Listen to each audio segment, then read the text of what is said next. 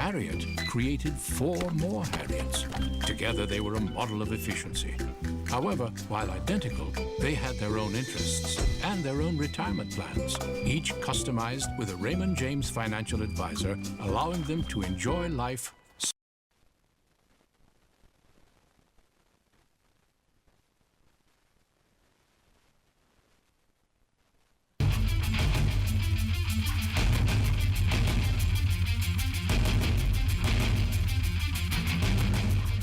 Welcome to high school playoff football action from Akron as the New Philadelphia Quakers have traveled here to take on the Akron Hoban Knights. I'm Scott Robinson along with Chuck Grest. It's week 11, Chuck, and it's always an exciting time for these teams to work all year long to get to this point. Exactly, Scott. That's what they play for is week 11, you know, and no matter what place you get in, as long as you're in the top 8, you're getting in. So it's got to be exciting high school football tonight. New Philadelphia coming off a big win over Dover last week. They've got to have some momentum going into this game against Hoban. Oh, I think so. You know, Hoban got their first loss last week, and Philly rolled pretty good over the Tornadoes. And you're right, Coach Dennison was talking, you know, his kids played to their potential last week, and we talked about it a little bit. It seems like New Philly just gets better and better each week. We'll come back. We'll talk to New Philadelphia head coach Matt Dennison in a moment. So stay with us right here on the Benchmark Construction pregame show on TV2 Sports.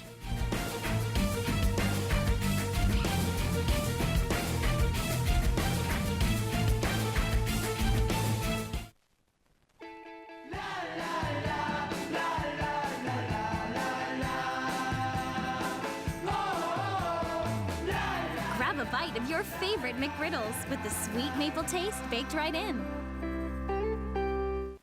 WJER and TV2 would like to introduce you to a new website, WJERTV2.com, where you can watch exciting high school football, soccer, and volleyball replays from TV2 Sports on your home computer, smartphone, or tablet.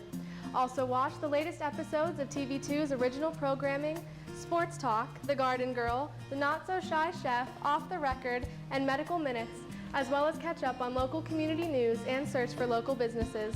So make sure to check out the new WJERTV2.com community website where everything's local.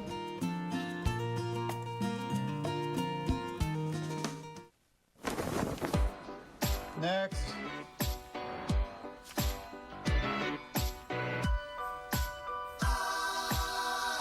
Expected wait time, 55 minutes. Your call is important to us. Thank you for your patience. In the nation, we know how it feels when you aren't treated like a priority. We do things differently. We'll take care of it. We put members first. Thank you. Join the nation. Nationwide is on your side. Myers & Miller Podiatry provides complete foot and ankle care to patients of all ages. The practice was established in 2000 by Dr. Adam Myers and has grown to include Dr. Andy Miller in 2007, Dr. Jason Bakich in 2010, and most recently Dr. Kristen Henry in 2015. Our core values of respect and honesty are the basis for how we manage our practice, and we continue to grow by building relationships with our patients in order to better serve their needs. Myers & Miller Podiatry serves Tuscarawas and Holmes counties with offices in Dover, Sugar Creek, Newcomerstown, Millersburg, and our newest location in Uricksville. Let's get started with building our relationship. Tonight's game is brought to you in part by Carpenter Heating and Cooling, located at 946 Cookson Avenue Southeast in New Philadelphia. Looking for year-round comfort? Contact Doug or Chris at 330-308-8550 or visit online at carpentercomfort.com. Billman's Appliance Center LLC, formerly Fouts Appliance Center, is a local family-owned business who's been serving the New Philadelphia, Ohio area for over 100 years with quality major appliances, service, and repair. Specializing in GE and Hot Point appliances, from washing machines and dryers to stoves and refrigerators, we have the household appliances you need at competitive prices, and we service what we sell with experienced technicians. Stop by our store at 510 Tuscarawas Avenue in New Philadelphia or call 330-339-6418 or 339-2241 today to learn more. Dr. Richard Burns and Dr. Nathan Springer are a dedicated team of highly qualified professionals committed to determining which treatment solution is best suited to your specific orthodontic needs. located at 107 Ray Avenue Northeast in New Philadelphia. Give them a call at 330-343-9911. At Burns & Springer, we look forward to seeing you smile. Return to the elegance of late 19th century by visiting J.E. Reeves' Victorian home and its adjoining Carriage House Museum in Dover, Ohio. Ceremonies and receptions can be held on the beautiful grounds and gardens or in the Carriage House for smaller occasions. The Carriage House comfortably seats 72 people and can be rented out for birthday parties and other occasions. The J.E. Reeves Victorian home is located at 325 East Iron Avenue in Dover, Ohio. Call 330-343-7040 to schedule your special event.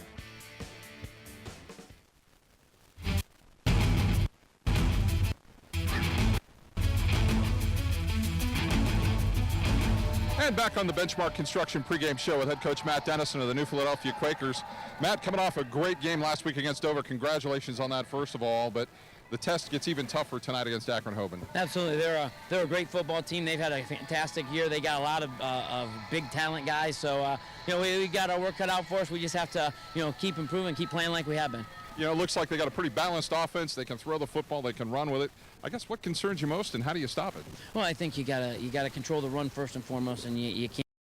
You got to make them earn everything they get, and if we do that, we'll be in good shape. And that's it.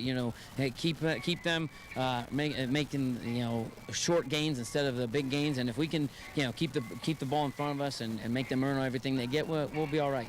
When you look at your own team, you're worried a little too much about maybe getting a little too high off of last week, getting a little too much confidence? Not with this group. You know what? They know that where our goals are and where the challenges that lie ahead. So they're tuned in this week. They're dialed in and they're ready to play. What about injuries? Any trouble there?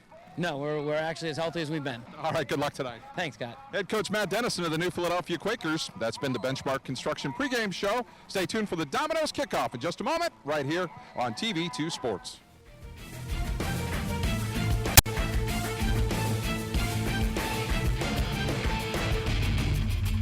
Orthopedics comprehensive programs provide early diagnosis and successful treatment for every musculoskeletal problem. With more than 30 years of orthopedic experience, their physicians offer patient-centered treatment for all ages. From evaluation to rehabilitation, your treatment plan is designed around your needs. Omni Orthopedics specializes in sports medicine, the spine, physical medicine and rehabilitation, foot and ankle, and hand surgery. If pain makes activities like climbing stairs, standing or walking a challenge, turn to the home team at Omni Orthopedics. Their mission is to provide you with the highest quality and most advanced orthopedic services so you can get back in the game. Located in the Oxford Medical Arts Building, Omni offers a full-service facility including digital x-ray and physical therapy. So there's no need to travel when quality care is so close to home. Omni Orthopedics, setting the standard in orthopedic care. Are you recovering from orthopedic surgery, experiencing low back pain, or pain resulting from an injury? If so, choose Trinity Hospital Twin Cities Rehab Center. Their experienced team of physical therapists provide personalized care to help you return to normal activities as soon as possible. Choose the Trinity Hospital Twin City Rehab Center at Denison. Call 740-922-6675 for more information.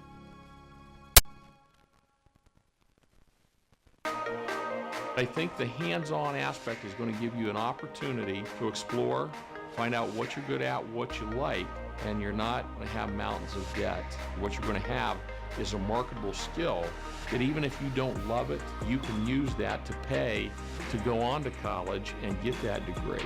And we've got a number of students that do that. They're very mature. I think we're a great hands-on exploration base.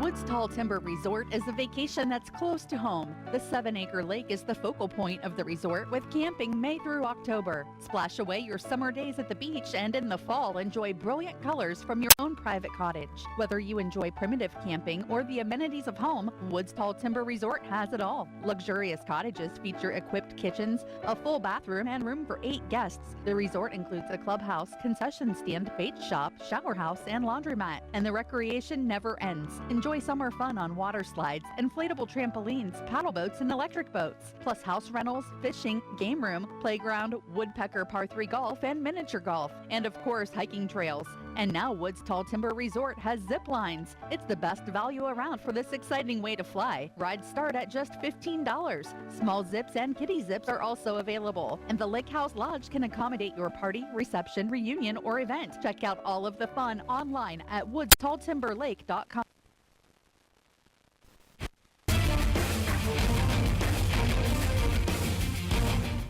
Welcome back to Dowd Field in Akron as we get ready for this Division III playoff football game between the New Philadelphia Quakers and the Hoban Knights.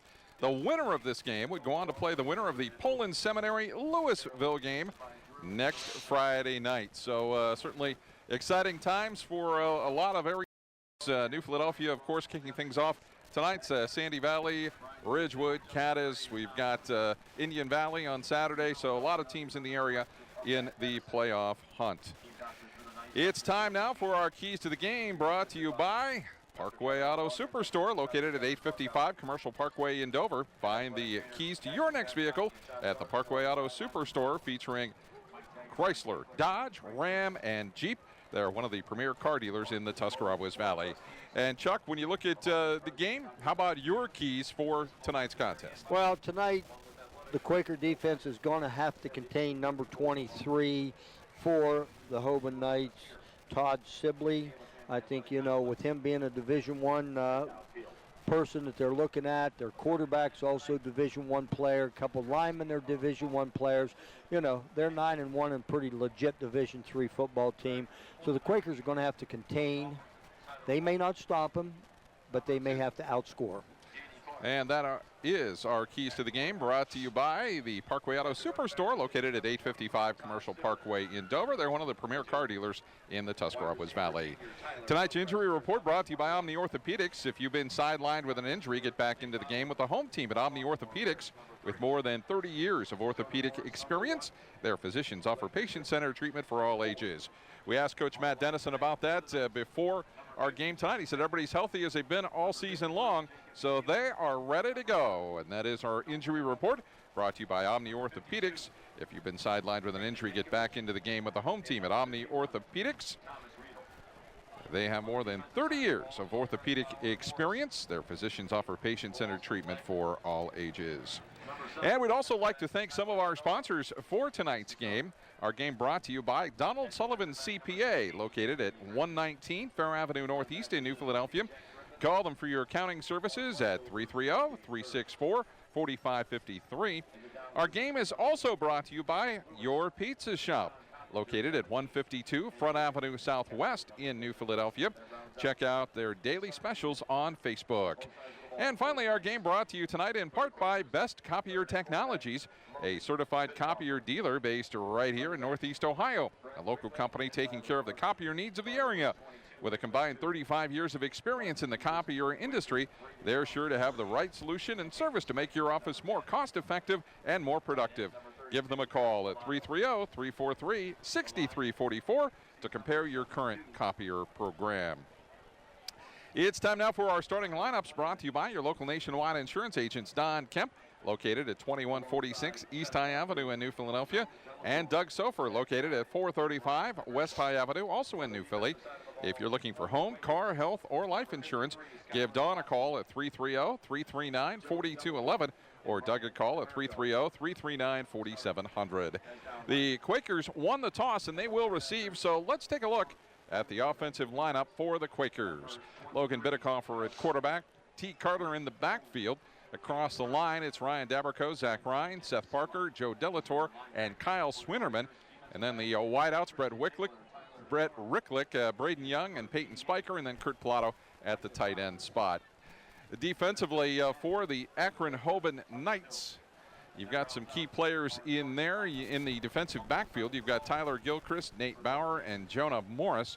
Along the line, you've got Jacob Kempler, Deshaun Coppinger, John Bazzelli, and then also the linebackers, you've got Jack Griffith, Dane Kirsch, Harrison Sanders, and then a couple other extra DBs with Anthony Christian and Tyler Canova. Those are the starting lineups brought to you by your local nationwide insurance agents, Don Kemp, located at 2146 East High Avenue in New Philadelphia, and Doug Sofer, located at 435 West High Avenue in New Philadelphia. Chuck, you know, as we kind of look at the stats here for the New Philadelphia Quakers, Logan Bidikofer, quite a performance last week against Dover. At the same time, during the season, he completed 107 passes and 188 attempts for almost 1,500 yards, averaging about a 57% completion rate. The big thing for him, though, 19 touchdowns and just 2 interceptions. Yes, that's a big key. He has really, you know, taken care of the business on offense. And, you know, any offense you have at the quarterback, if he can make you go, you're going to go. And I'll tell you what, he's just done a tremendous job this year. Tyler Carter with a tremendous job rushing against Dover last week. Also a big season in all, 144 carries for 1,123 yards, averaging nearly 8 yards per carry, 112 yards per game. He also has a total of 19 touchdowns. Then you've also got Griffin, who comes in. That would be Jordan Griffin, who's done a good job as well. 44 carries for 400 yards and a long run of 61 yards and 5 touchdowns. He does a nice job filling in and spelling T. Carter as well.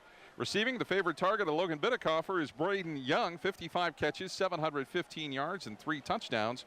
And also Peyton Spiker, 21 catches, 339 yards and 6 scores. Defensively, the leading tacklers for the New Philadelphia Quakers, among them, of course, Blake Bolin from his linebacker spot. You've also got Tucker Hill in there as well, and Lucas Sealock. They're 3 of the main defenders for the Quakers as they continue to do well here as they come into this game looking very good with a very stealthy, very heady, nice record for the season. Yes, I'll tell you, and like I said in the pregame a little bit, Scott, I was really talking that, you know, I would have hated to not see New Philadelphia get into the playoffs. I know they got in the 8th spot, but you know what? They have gotten better each week. Defensively, they have really improved, and I'll tell you, they just deserve to be in the playoffs. No matter what happens tonight, you know, they needed to be here. And also taking a look now at the Hoban Knights. They're led by running back Todd Sibley, 178 carries, 1,305 yards rushing, 15 touchdowns. He is committed to Ohio State. Quarterback Danny Clark, he is 101 of 172 passing attempts. He's got 18 touchdowns, nearly 1,900 yards. Coincidentally, he has also committed to the Ohio State University as well. Jonah Morris, a leading receiver, 25 catches, 564 yards, and 6 touchdowns. He also defensively has 51 tackles, 6 sacks, 3 interceptions, 4 forced fumbles, and 3 touchdowns. He's a D1 player. He is going to Michigan State. It's time now to go to our national anthem, brought to you by Jill Barker OD, a local family optometry practice with offices in Dover and Cadiz. Dr. Barker takes great pride in the individual care and attention provided to all of her patients. For quality eye care and a great-looking pair of glasses, please contact Jill Barker at 330-343-6941 in Dover or 740-942-4433 in Cadiz. Thanks for choosing Dr. Jill Barker as the Times Reporter Reader's Choice for Favorite Eye Doctor 2014. Let's go down to the field for our national anthem. As we're waiting for the official announcement here. Please rise for the playing of our national anthem of the New Philadelphia Quakers.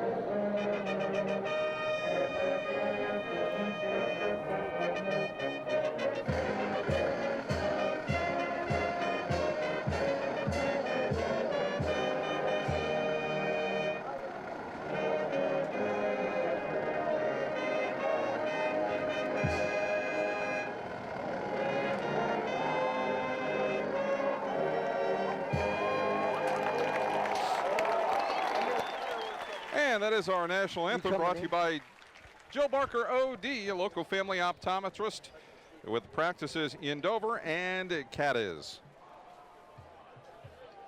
So we are just about ready to go with our kickoff. Momentarily, we're going to step away. We'll come back with our Domino's kickoff in just a moment, so stay with us right here on TV2 Sports.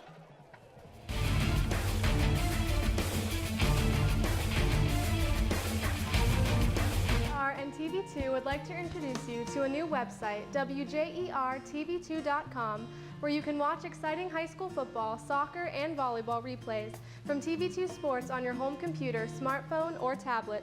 Also watch the latest episodes of TV2's original programming, Sports Talk, The Garden Girl, The Not So Shy Chef, Off the Record, and Medical Minutes, as well as catch up on local community news and search for local businesses. So make sure to check out the new WJERTV2.com community website where everything's local.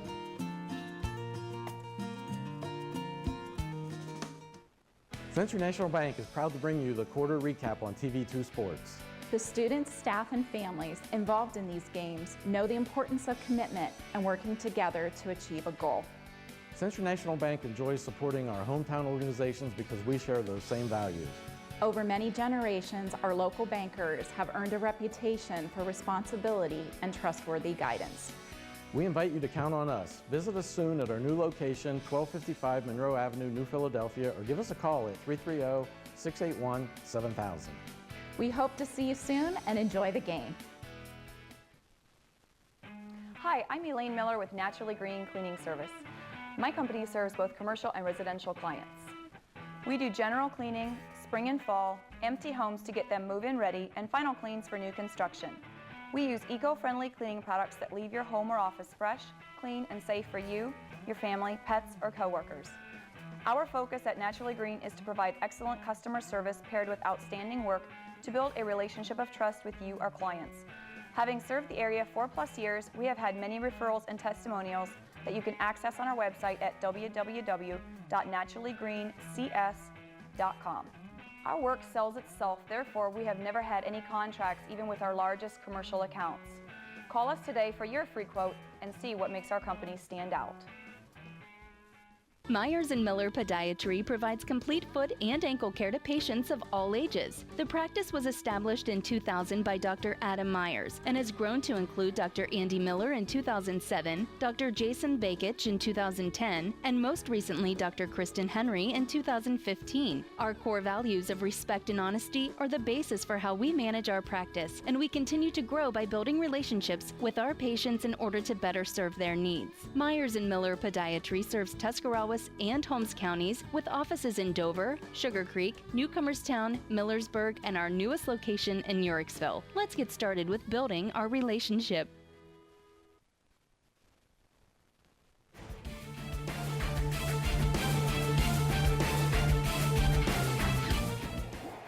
And we're ready to go with our opening kickoff, brought to you by Domino's, located at 88 East Iron Avenue in 330-343-4434 for fast delivery. www.pizza.domino's.com. It'll be Grant Kerr for Hoban. T. Carter is back deep. Looks like maybe Jordan Griffin back there, possibly. I'll have to check it here. Yeah, kind of the angle we got here. Can't see his number. Yep. And they're going to go all the way to T. Carter, and it's going to go in the end zone, and the Quakers will have good field position to start out. I noticed too, Scott, you know, you just saw him kick it in the end zone. I think Hoban's kicking game must be pretty solid. Hoban took it on the chin last week against Cleveland Benedictine, but you know, they're pretty solid. They still got in as the #1 seed in this playoff region despite losing game 10. Yes, they did. But again, you know, you look at Benedictine, they, I believe, what, state champs last year or state runners up. So, yeah, they played pretty good football. First down and 10 for the Quakers. Bidekoffer in the backfield, back in the pistol. Spiker in motion to the right side. Bidekoffer looks across the middle. Now he's going to take off with it. To the 25, he's got some running room to the 30. and is taken down at about the 33-yard line. They'll say he was down before he dropped the football. I believe he was too, because it looked like he was trying to go down before the hit. So good job by Bidikofer right there. Nobody open. You can see Hoban, you know, coming out. Looks like they're playing man-to-man, so they must defense. So they must figure they match up pretty well with the Quaker receivers. First down and 10 for the Quakers. The handoff to Carter around the right side. Doing a nice job pulling people with him out to the 39-yard line. A gain of 5.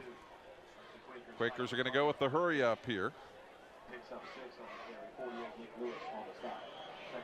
Young comes wide to the left side. Spiker to the right side. Bidikofer flanked on both sides. He's going to go to the outside. Young is there just off his fingertips. It would have been out of bounds. Yeah, it looks like I said, they're going man up on the receivers for the Quakers as they figure that they can, you know, defend that way and keep an extra guy in the box to take care of T. Carter when he's running the football. So it will be 3rd down and 4. Clock stopped, 11:16 to go. Ricklick and Young and Spiker all wide to the left side. 4 wideouts in the game. Bidikofer looks to the left side, had a man there through the hands of Spiker. Coverage on the play there by Tyler Canova, and it's 4th down. So Bidikofer will drop back to punt. Good start there for the Quakers, but they kind of spun their wheels there in the second series, so or second set of downs. So they're going to have to turn around and punt the football away.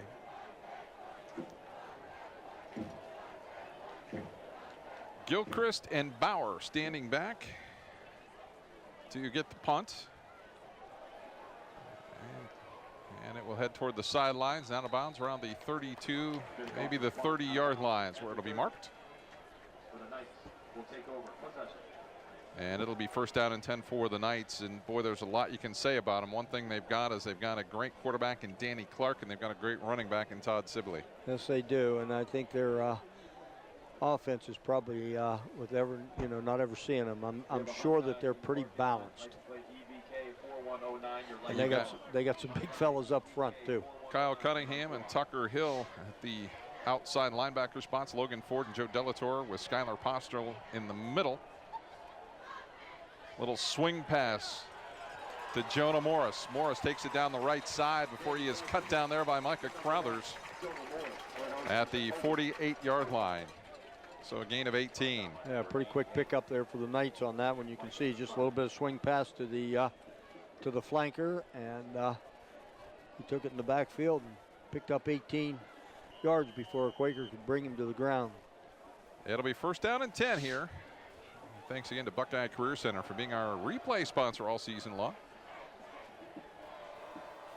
In motion is Bauer. Bauer will turn the corner with it. Bauer's got some running room into Quaker territory at the 42-yard line. They're going to say he stepped out around the 44-yard line. Now, we had thought Todd Sibley, their key running back, might have been injured, but he's out there playing right now. Right, he is. He hasn't touched the football yet, but, you know, give him some other guys. But now you see him for the first time behind the quarterback, so we might see what Sibley does. Bishop and Bauer wide to the left side, 4 wideouts. Clark comes to the outside. Gilchrist has got it. Nice tackle there, though, by the Quakers, as Lucas Seelock is there to make the stop. And that's what the Quakers have to do. I know Hoban's moving the ball right now, but the key to it is that they've got to make a tackle as soon as the ball's in the air and being caught. And Seelock did a great job on that one right there. It'll be 2nd down. Actually, that is 1st down and 10. So Hoban getting it in some pretty big chunks right now. Trips to the left. Pass is going to be a fumble and incomplete. Boy, incomplete. Okay. That looked pretty a close. Little behind. Yes, it did. Look pretty close. Let's take another look. See it right there. No, he threw it in front of him. Yep, it is a little bit ahead. So. Yep. For that. It was bobbled there by Donnie Swain. So it will be 2nd down and 10. Ball at the 37-yard line of the Quakers. They hand off to Sibley. Sibley picks his way inside the 30 to the 28-yard line. So it'll be a 9-yard gain. Be 3rd down and about a yard. Well, you can see he just, you look at New Philly and T. Carter usually squirts through those little holes like that. And you can see right here, Sibley does the same thing. He keeps those shoulders square and runs low to the ground. And sometimes you have a hard time finding him. Well, you've got to think that Sibley might touch the football here with 3rd and 1. Straight ahead, he's got the 1st down. Should have it. Well, they're coming up in with the 4th down call. Okay, well. So we'll see. It might be a measurable situation. Yep, it's about a half-yard short. Okay.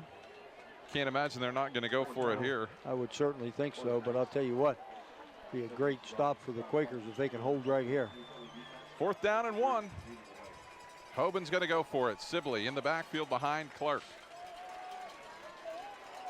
They'll show a power right formation. Sibley again straight ahead. This time he's got it inside the 25 to the 24. 3-yard gain. They only needed half a yard. Chains will move. Scott Robinson, Chuck Rest, and Jay Yonders with you tonight. Just a little bit of an off tackle with the lead guard pulling around, so blocking anything he can. A nice 3-yard gain. Blake Bolin brought him down, but not before they got the 1st down. 8:52 to go here in the 1st quarter. Clark looks to the right side. He's got a man open. He's got Jonah Morris. And Morris has it at about the 4-yard line. Tell you what, he just rifles that football. Yes, he does. He's got a arm on him, and you can see it was just a go pattern with a deep stop route. And he had him right there and put it right on the numbers. That's tough to cover right there. So it is 1st and goal from the 3-yard line.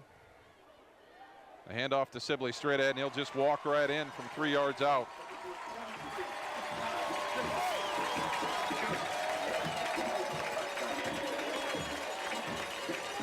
So Sibley. Same thing they got the 1st down on just a minute ago. They just pulled the guard around and blocked the linebacker, and Sibley pretty much walked in. Offensive line just blew open a big hole there. And Kirsch is on to try the extra point.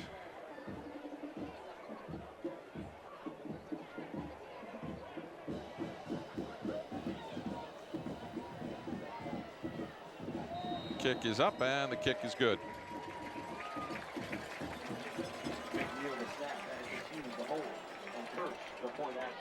So it is 7-0. Akron Hoban leading New Philly.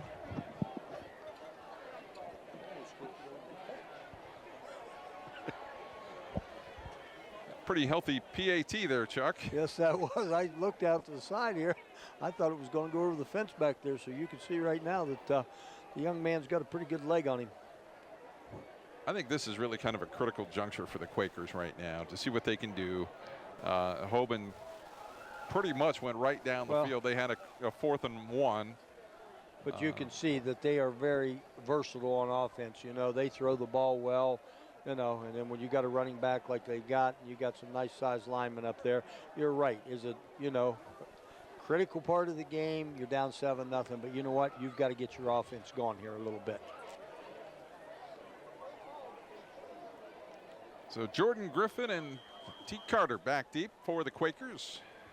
Standing back inside their own 5-yard line. Kirsch put it into the end zone the first time around.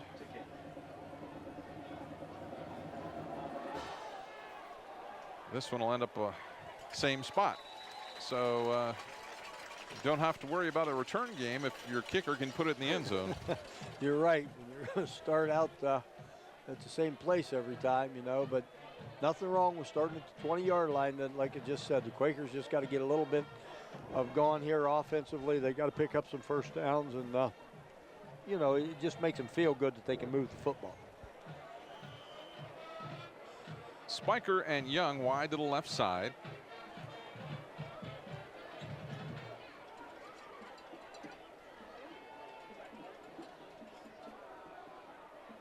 A handoff to Carter. He had nowhere to go. Stopped at about the line of scrimmage.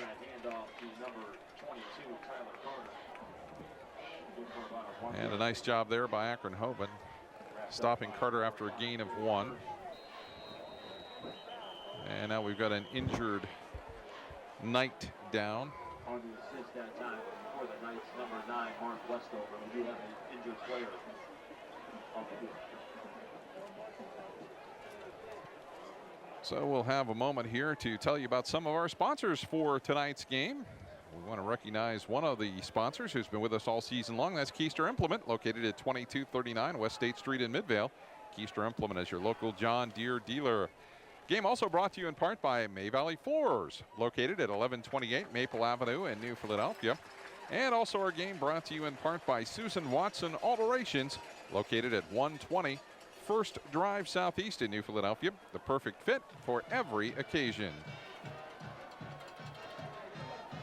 And that was Dane Kirsch that had to come to the sideline after being shaken up. Looks like he's in pretty good shape. It'll be 2nd down and 9 for the Quakers. 2nd down for the Quakers. Blake Bolin and T. Carter in the backfield, flanking Logan Bidekoffer. Bolin in there obviously to be a lead blocker for Carter. And Carter might have picked up 2 there. It'll be 3rd down and 7. I think that's what the Quakers are going to have to see that they haven't seen before, is a defensive line that can move like these guys can. And those holes that opened up last week for them might close a little bit quicker tonight. So a 3rd down and 6. Clock rolling, 7:35 to go here in the first quarter at Dowd Stadium in Akron. First round of the Division III playoffs. Akron Hoban, the number 1 seed. New Philadelphia, the number 8 seed. In motion is Spiker. Bidekoffer wants to go across the middle. He's got Ricklick there, and Ricklick met there by Anthony Christian at the 41-yard line, and the chains move. Well, good job. Nice 3rd down pickup. Nice job by Bidekoffer right there. Just ran a little bit of slant route. Quaker offensive line gave him time, and able to pick up a nice 1st down right there. So 1st down and 10 for the Quakers at their own 41-yard line. T. Carter in the backfield with Bidekoffer, and we have a timeout Hoban. Some confusion defensively, and Hoban steps in very quickly and takes the timeout. Well, that's exactly what you get right there when you play man-to-man defense, which Hoban is doing. You know, if you get one person that forgets who they're supposed to pick up, it could lead to, 1st down like it did right there. Or a touchdown. Or a touchdown, yeah. There you go, the Woods Tall Timber fan cam. Thanks to Woods Tall Timber for being with us all season long as well.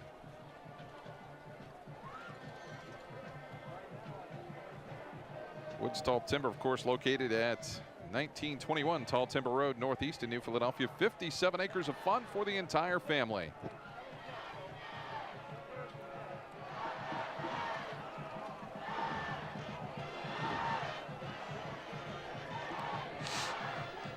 So we were ready to go. 1st down and 10 for the Quakers after the Hoban timeout. Trips to the left for New Philly. 4 wideouts. The handoff straight ahead to Carter, and he had nowhere to go. That little draw play went nowhere. Well, like I said, with the defense that Hoban's playing, they pretty much can sit a spy right in there on T. Carter, and he might have some tough go of it tonight running the football. 2nd down and 9.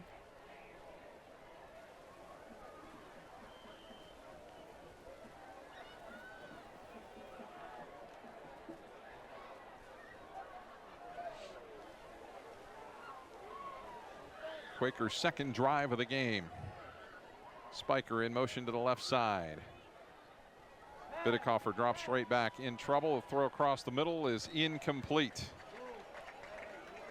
Heavy rush on Bidekoffer. Yeah, they tried to get Ricklick Russ running a seam route on him, and Bidekoffer got a little bit too much pressure too quick and had to throw it. So that kind of blew that play up there by the Hoban defense. So it'll be 3rd down and 9. Jordan Griffin comes into the backfield. Crothers wide to the left side. 2 wideouts each side. Bidekoffer looks across the middle, in trouble, and he's taken down back at the 35-yard line. The tackle there made by number 14, Jack Griffith. Well, you can see right here that they brought the house on that one, and not enough Quakers to block him, so Biddy had to get down pretty quick. The Quakers going to have to punt again. So Bauer and Gilchrist standing back around their own 34-yard line. Logan Bidekoffer will drop back to punt.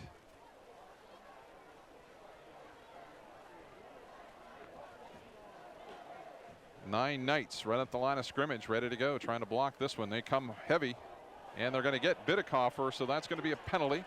Gilchrist is going to drop it.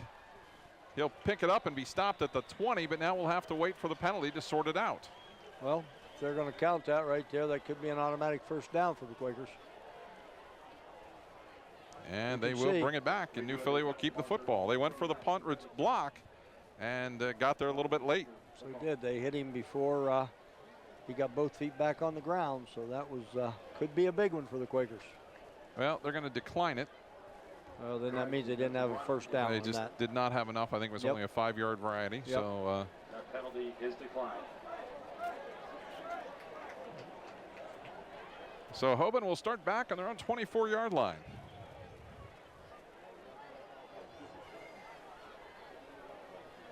Well, Quakers are going to have to get a stop here defensively. Yeah, this is one of those games where you don't want to be down 14, 21 to nothing, right. somewhere like that. Yeah, each time they touch the ball on offense, they get down and score. So, yeah, you're going to have to come up with some kind of play here. So a lot of pressure on the Quaker D, and now we got a penalty flag. Too many players out on the field, I think. Illegal substitution. I can't believe in week 11 that they would have that type of penalty. Well, you know, they're high school kids. They think they're supposed to be on the field, and all of a sudden somebody else comes in and you don't even pay any attention to it. Drives coaches nuts. So 1st and 15 after the 5 yards marked off. The handoff to Bauer. He'll turn it up at the 25 out to the 26-yard line. So he'll get the 5 plus 2. He'll pick up 7. It'll be 2nd down and 8. Good job right there by the Quaker defense. As soon as he made the cut and went up the field, they were able to be there for the tackle. Kyle Cunningham. Number 8, Braden Young on the assist. 2nd down. 2nd down and 8. 4:55 to go, first quarter. Scott Robinson, Chuck Rest, and Jay Younders with you from Akron. Akron, Hoban, and New Philadelphia playing. Todd Sibley's going to be stopped. Nice job by Tucker Hill. Well, they've been outside linebacker blitz on that one with Hill. I think as you can see it right there, made him cut it up inside, and Quakers defense was right there waiting on him. Blake Bolin in there as well. So now you've got them in a position they haven't been in yet, really, in the 3rd and about 5 or 6. So see what they can, Quakers defense can come up with a stop here. So Blake Bolin doing a nice job on that hit. It's 3rd down and 7. Clark comes to the outside. He's got a man there, and Bishop's knee went down, and I thought it was down. Yeah, didn't look like the official thought it was down, so he was able to pick up a couple more. So the ball will be spotted at about the 37-yard line. It'll be 1st and 10. Well, that's what you see about Hoban right now. You know, you're looking in here, whether it's 3rd and 5, 3rd and 7, even 3rd and 10. I think they feel comfortable that they can pick up any yardage they need with what they've got on offense. 3 wideouts. The handoff to Sibley. Sibley hits the hole hard, keeps moving forward to the 41-yard line for a gain of 4. It'll be 2nd down and 6. 36 makes the initial contact. Lincoln Searock, 34, Blake Bolin cleans him up. 2nd down for the Knights. So on 2nd down here, see if they maybe loosen things up a little bit with Clark passing the football. Morris and Bishop come wide to the right side. They're going to pitch it to Sibley. Sibley's got some blocking out front, but the Quakers do a nice job shutting it down as Blake Bolin cuts inside from his linebacker spot and makes the tackle. Yep, nice job right there because he had his shoulder square to the line of scrimmage and was ready to go, and Bolin stepped right up in there and put him down to the ground. So, you know, again, you've got 3rd and short here, but Quaker defense is, seems like they're settling in a little bit better than they did the first series that Knights had the football. You know, you look around, though, and there's a lot of the Quakers going both ways. Yes, there are, and very few for the Knights. 3rd down and 2. Sibley, the handoff straight ahead. He'll have the first down, I believe. And it is moving the chains. You know, you look at this team right here, and you know, no matter what they're doing, even in running the ball, you think, boy, you got him stopped at the line of scrimmage, and all of a sudden you look down and they've picked up 3 or 4 yards. So, you know, pretty good offense here. 2.5 minutes to go in the first quarter. 1st down and 10 for the Knights at their own 49-yard line. Morris in motion. They're going to swing pass to him, to the 50, to the 45. Slips to the outside. Another first down at the 39, maybe the 40-yard line. Well, just a nice little swing pass to your flanker right there, and he was able to catch the ball. A nice block out there on the defensive back. Quakers made a nice tackle right there, or he could have picked up another 10. 1st and 10 for the Knights at the Quaker 40-yard line. A handoff to Sibley. Sibley straight ahead. Inside the 35, pushing forward even more to the 34-yard line for a gain of 6. You know, one of the things I've noticed so far with Hoban is they're very balanced offensively. Yes, and you know, you saw they come right out of the gates throwing the ball, and then they use the whole field. You know, they're throwing the ball outside, they're running inside, they're running some quick screens, they're running you know, some semi-reverses or things like that, because they're balancing their whole football field. 2nd down and 4. Sibley again, straight ahead. Sibley about a yard short of the first down. It'll be 3rd down.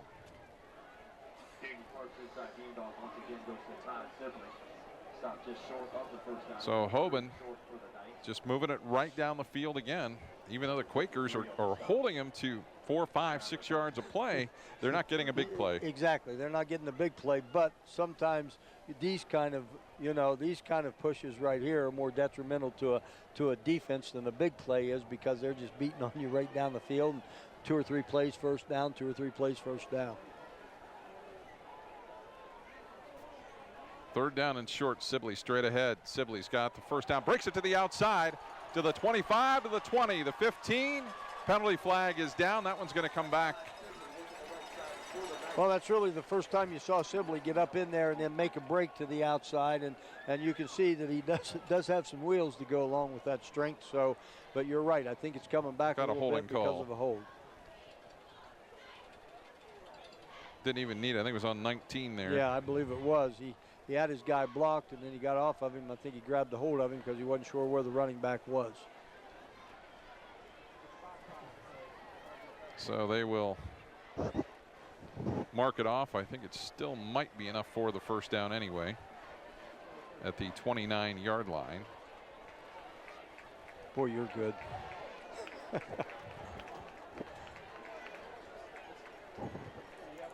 Coming from you, that means a lot. Oh, I bet. 1st down and 10 here for Hoban. 32 seconds to go in the first period. Hoban on top, 7-0 on the Kent State University Tuscarawas scoreboard.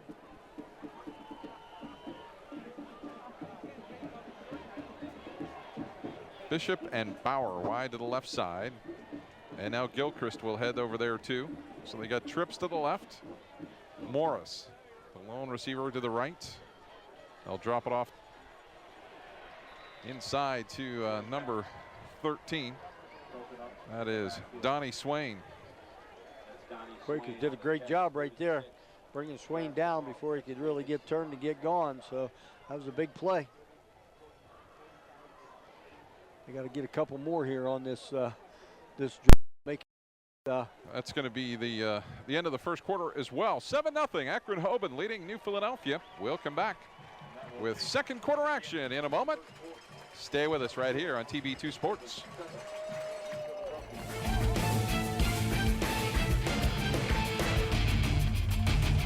Students choose Kent State University at Tuscarawas because of our academic excellence, dedicated faculty, and affordable tuition. Our bachelor's and associate degrees will prepare you for careers including nursing, computer animation, or veterinary technology. Kent State Tuscarawas offers a dynamic campus with state-of-the-art facilities, exceptional student services, and a welcoming environment. Call or visit us online to register for classes and find out more about Kent State Tuscarawas. What do you call 2 Big Mac sandwiches, 2 cheeseburgers, 4 world-famous fries, and a 10-piece tender, juicy chicken McNuggets? We call it the Mickey D's Dinner Box. You can call it Family Dinner-tastic. Omni Orthopedics comprehensive programs provide early diagnosis and successful treatment for every musculoskeletal problem. More than 30 years of orthopedic experience, their physicians offer patient-centered treatment for all ages. From evaluation to rehabilitation, your treatment plan is designed around your needs. Omni Orthopedics specializes in sports medicine, the spine, physical medicine and rehabilitation, foot and ankle, and hand surgery. If pain makes activities like climbing stairs, standing or walking a challenge, turn to the home team at Omni Orthopedics. Their mission is to provide you with the highest quality and most advanced orthopedic services so you can get back in the game. Located in the Oxford Medical Arts Building, Omni offers a full-service facility including digital x-ray and physical therapy. So there's no need to travel when quality care is so close to home. Omni Orthopedics, setting the standard in orthopedic care. At Mr. Appliance, we believe repairing your appliances is only part of the job. We believe in delivering superior service by taking extra steps like putting on protective shoe covers before entering your home. Calling Mr. Appliance is a smart choice as we charge by the job and not by the hour. When our in-home service professional arrives at your home, you'll get a complete diagnosis of your appliance problem and a solid quote before any work begins. When you call Mr. Appliance, you can be sure a courteous, highly trained service professional will arrive at your home on time with a clean uniform and an ID badge. We conduct a background check on all our service professionals as we want to be the repair service you can trust. For the service you can trust, call your local Mr. Appliance at 330-874-6017 or visit online at mrappliance.com.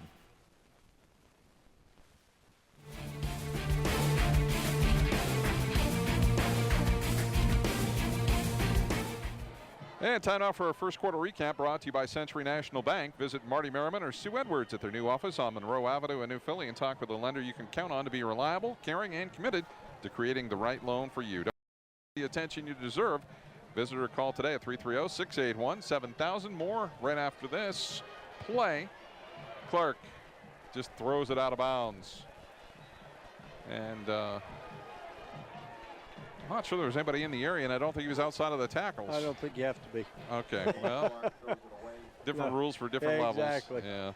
The first quarter recap, too, really all there is to talk about is Hoban's defense shut down New Philly's offense, and the Hoban offense had enough to score one time, capped off by a 3-yard run by Todd Sibley. Kirsch added the extra point, 7-0. That was on their first drive of the game. Here it's 3rd down and 12. Tell you what, going back to that play right there before you had to tell all that stuff, the Quaker defensive secondary did a great job. He had no place to throw the football. The handoff to Swain. Swain, the spin move, ball's loose. Quakers have it. It looks like it's Crothers at the 26-yard line. Popped right in the air. I believe you are correct. You can see right now they got a hit on him on Swain. He was getting up in there to make a move right there, and the ball was hit with the helmet. Looked like Bolin might have punched it out. He might have got it out of there, and Carruthers was an opportune time for him. So big play right there for the Quakers. What they needed. So the Quakers have another possession here. Decent field position at the 26-yard line.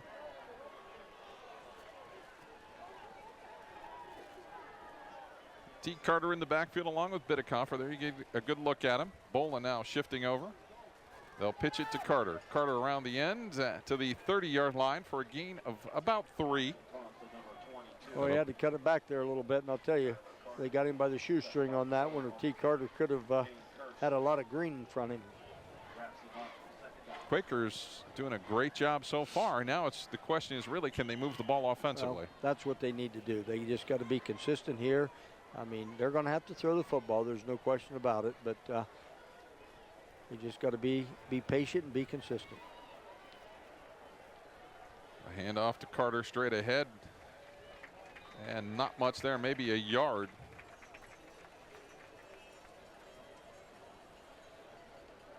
A very good defensive line for Hoban, not giving up much. It's 3rd down and 5.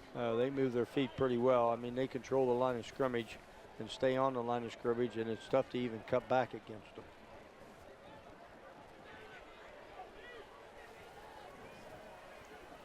So 3rd down and 5. Bidikofer looks across the middle, has a man there. It's Young, and it looks like it should be good enough for the first down out at the 39-yard line. Just a little end pattern on that one, and Biddy hit him right as he broke and just picked up enough for the first down. So good job with the Quaker offense on that one. Take another look here. Made a nice catch. He had that defender right on him. 1st down and 10 for the Quakers. See if they can get something going here out at the 39-yard line.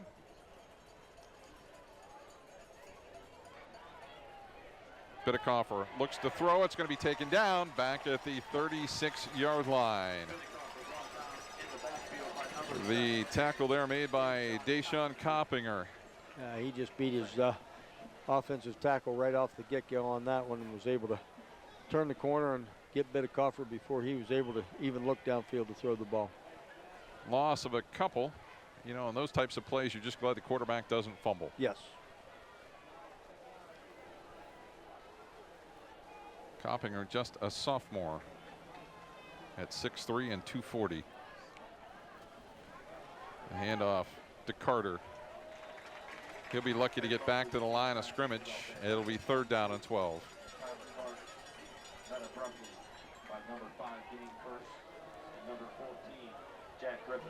So we'll see what Quaker coach Matt Dennison can dial up here on 3rd down. Yeah, 3rd and 12 is not any coach's dream, but against this Hoban defense right now, you definitely don't want to be in this situation.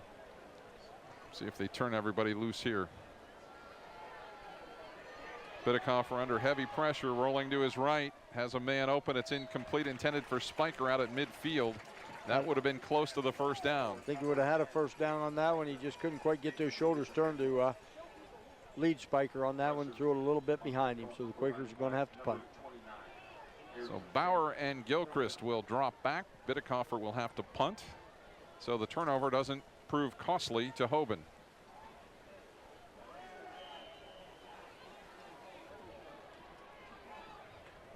Still 7-0 with 8:50 to go. In the 2nd quarter, Hoban leading New Philadelphia. This time, Hoban is just going to let Bidikofer get the kick away. It'll be fielded by Bauer back at his 20-yard line to the 25, to the 30. Has some blockers out in front, knocked down at the 39-yard line. As the tackle made by Lincoln Seelock. 1st down and 10 for Hoban out at the 38-yard line. So good field position for the Knights. They drove into Quaker territory the last time and turned it over. And, big play by the Quakers defense on that. And they just need to come up with another big play here to get this offense back on the field. Coming up at halftime, we'll have our Bell Stores halftime report, and we'll have our Vasco Group halftime adjustment.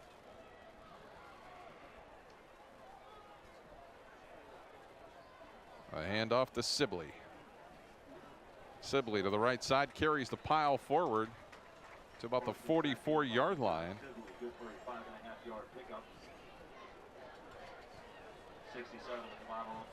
So it was Seth Parker on the tackle for the Quakers. It'll be 2nd down and 4 after the gain of 6. It never looks like Sibley is getting much yardage, but it turns out he always gets 5 or 6 yards. Yeah, he's just, you know, he gets that ball in the backfield, and you think, boy, they got him at the line of scrimmage, and he still picks up 3 or 4. Gets the handoff again. This time he gets upended. Ball's loose, but they're going to say it was down. And I think that time it might have been Christian Taylor in there, it looked like. He tried to do a little hurdle, I believe, over Taylor right there, and he was able to take his legs out from under him and put him up in the air and back on, but the ground, I believe, caused him to lose the football. So, you know, you want to give a, I guess, a little, when we talk about the offensive line from Hoban, number 70, I believe, the right tackle, you know, Nolan Rumler, he's already being looked at. He's only a freshman, but he's about 6'4", 290.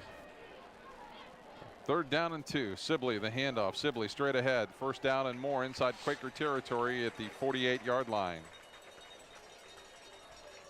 I believe Ohio State was the primary recruiter as a freshman. Yes. Yeah, they're looking at him, I believe, as we've heard, that, again, like you said, as a freshman.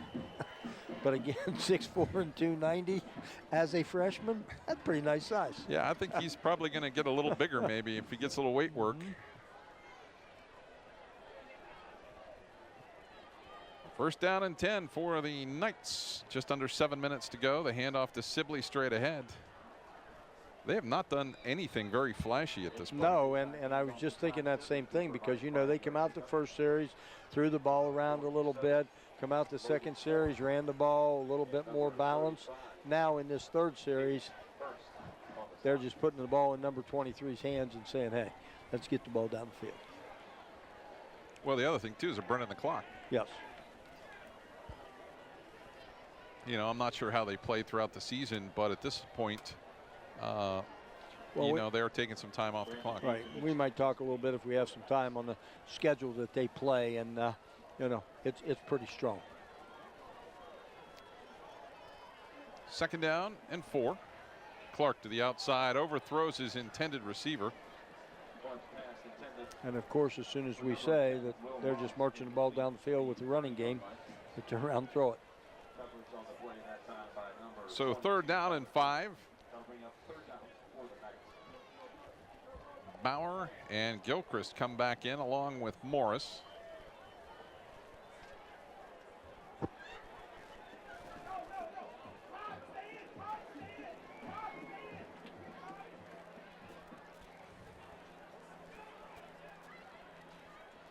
Well, I believe they brought the quarterback out, so they're going to run a little bit different. They've got Blake Bishop in there, the 2nd-string quarterback, and now they're all discombobulated. Yes, there's a word we haven't used lately. That's a good one.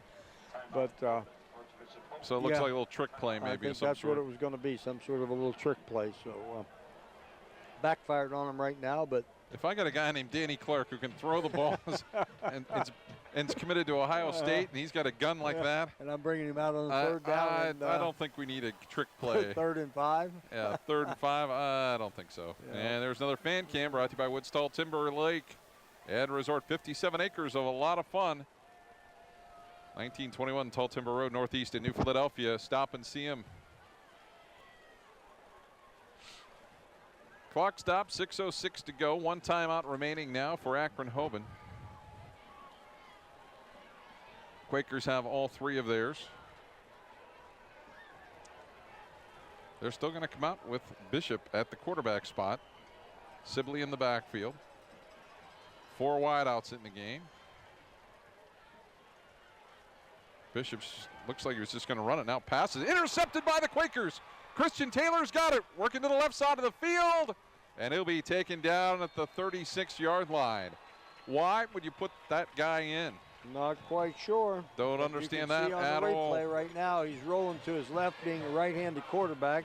Squares his shoulders, but didn't really get anything on the ball. And I'm not sure if it was tipped right there by one of the Quaker defensive linemen. But, hey, they dodged another bullet, the Quakers did. Yeah, absolutely. Looked like that play was designed to be a run all the way, and then he decided to pass the football maybe. And that's what I thought. I thought maybe when they brought him out, you know, they were looking at him maybe a better running quarterback. You know, or something, let's get him on the edge and let him go. But Nope, he had the run-pass option, and he chose the wrong one. Quakers very much in this game. 5:53 to go here in the half. Hand off to T. Carter. And Carter tripped up for a loss. Nice job 14, there by Jack Griffith. Got him again. This time lost about 4 yards. It'll be second down and 14. Quakers have to find a way to get some consistency on offense. I just, and give Coach Dennison credit. He's tried to run up the middle with T. Carter. That time he tried to get him on the edge. I don't know kind of what they got. I think I would look possibly at maybe a little middle screen pass, something like that, when you're in a third and long situation. To the outside, it's caught by the Quakers. And a nice job by Bidekoffer. Or just throw the ball to the perfect person that's open, because Micah Crothers with the catch. It was a blown coverage right there by the Hoban defense, so nobody was on him. So that's an easy way to pick up a first down. Crothers gets it down to the 48-yard line of Hoban. 5:06 to go, second quarter.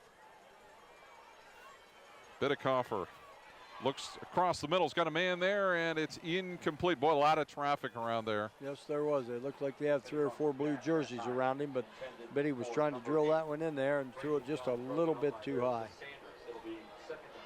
So it'll be second down and 10. And again, you get in these second and 10s or third and 10 situations where Hoban's going to pin their ears back and come at you. Some sort of little middle screen pass, something like that may get you some yardage.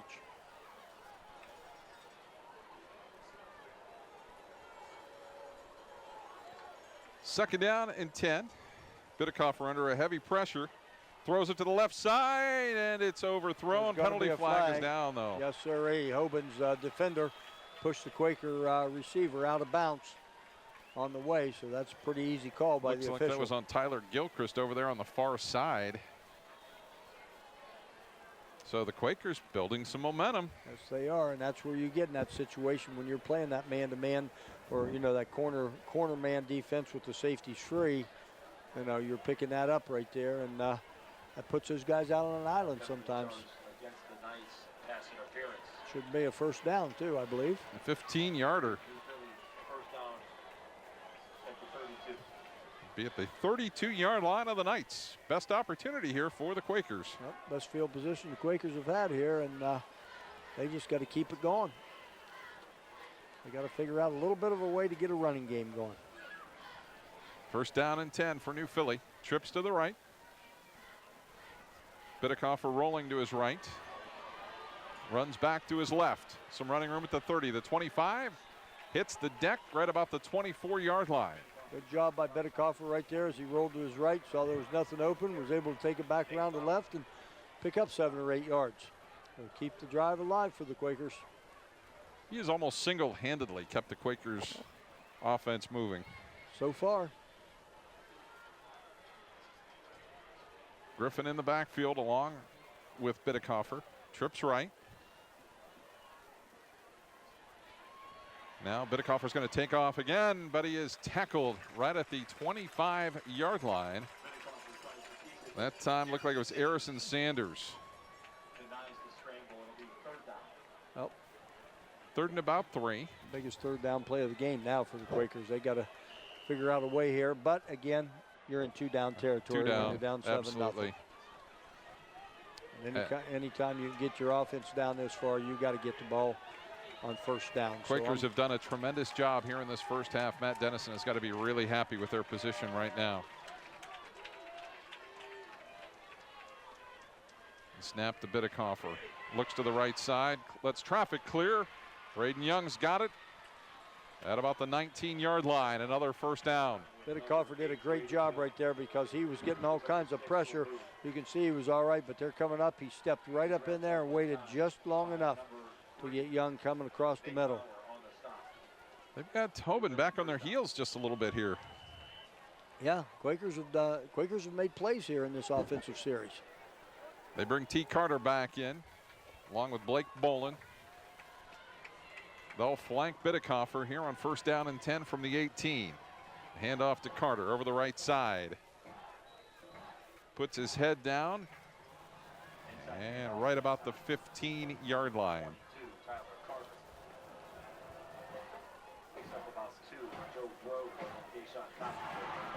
Well, they're in a situation. They can pick up 2 or 3, yards each time they've got it here. You're down to about 2:40 on the clock. So, just take the time off the clock and put the ball in the end zone somehow, some way. Bittecofer, handoff again to Carter, and nowhere to go.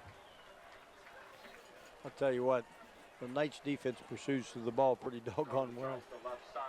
It just looks like if the Quakers are going to win this game, they're going to have to do it through the air. I think so.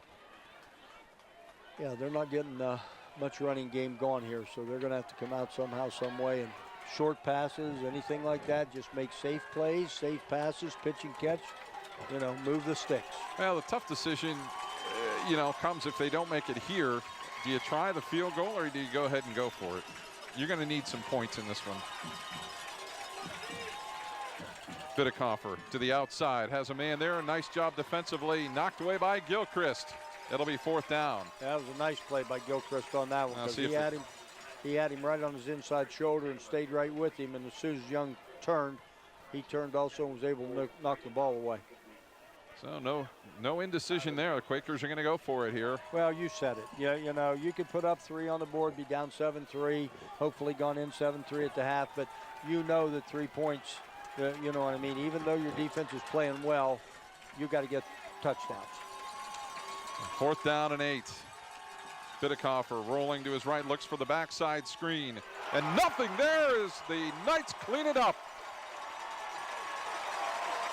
Well, they had it read perfectly, and it looked like there for a minute that the Quakers had things moving as Carter was standing out there by himself. But Harrison Sanders got right in there. Sanders was able to bypass the block, and pretty much when Carter caught the ball, he was put on the ground. So give the Knights defense a lot of credit on that series.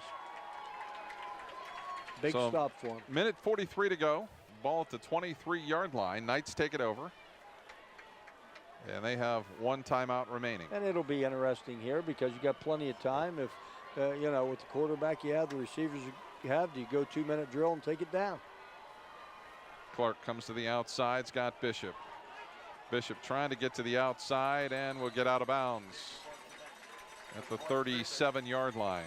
Pretty much answers the question there. I think they're going to at least try to get it, if nothing else, down into field goal range.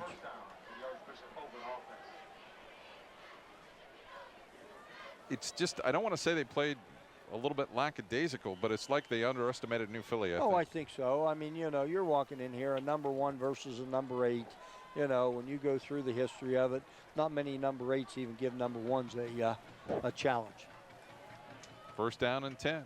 Clark drops straight back. Plenty of time. He's got it to Bishop, and a nice tackle there by Lincoln Seelock. That'll keep the clock running with 1:27.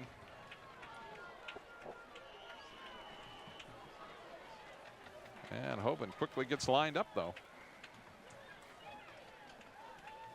Clark across the middle's got a man there. Gilchrist has got it. Gilchrist breaks a tackle into Quaker territory at the 47-yard line. 2-minute offense is working for the Knights. Yeah, and the Quakers are playing a little bit soft on defense, and the Knights are just taking those underneaths and picking up enough for 1st downs. Clark has a chance to throw it away there. Has a chance to throw it away. Yeah. Yeah, he saw right there that his out man wasn't open. The Quakers had him surrounded. So smart thing by the smart quarterback, just throw it out of bounds. Yeah, he threw it off his back foot probably about 60 yards. Yeah. Almost threw it out of the stadium. So it'll be 2nd down and 10. Under a minute to go here. Coming up at halftime, we'll have our Bell Stores halftime report and our Vasco Group halftime adjustments. Great game. Akron Hoban leading New Philly 7-0. Clark looks across the middle, nearly intercepted, and the ball falls to the turf at about the 20-yard line. Almost looked like one of the wideouts was offside. That's what I was looking back. He backed up, but I didn't think he was back far enough. But of course, the official did, so we went on with the game. But I'll tell you, he looked like he was throwing that one right into the Quaker traffic. So, You got 53 seconds here for the Quakers to hold up and keep them out of, even if nothing else, field goal territory, and that'll be a win for them.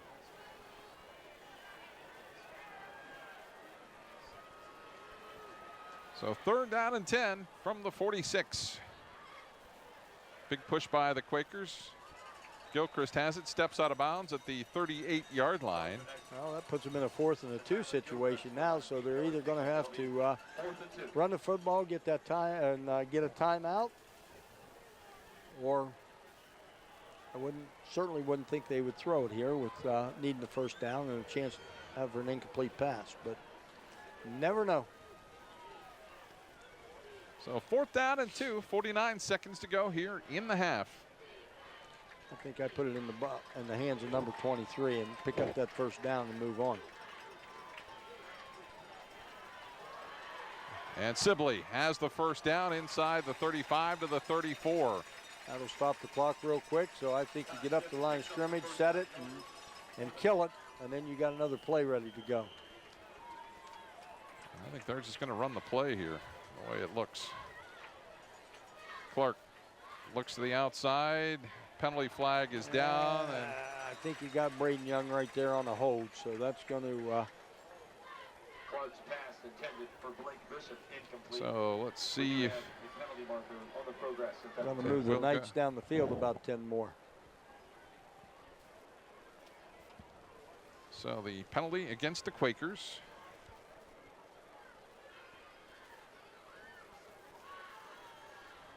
And they're going to march it off.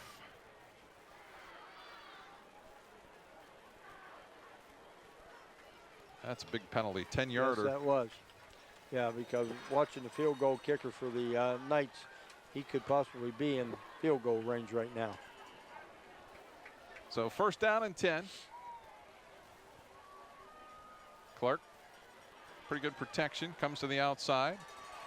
Bishop has it, and he will be out of bounds at about the 16-yard line, maybe the 17.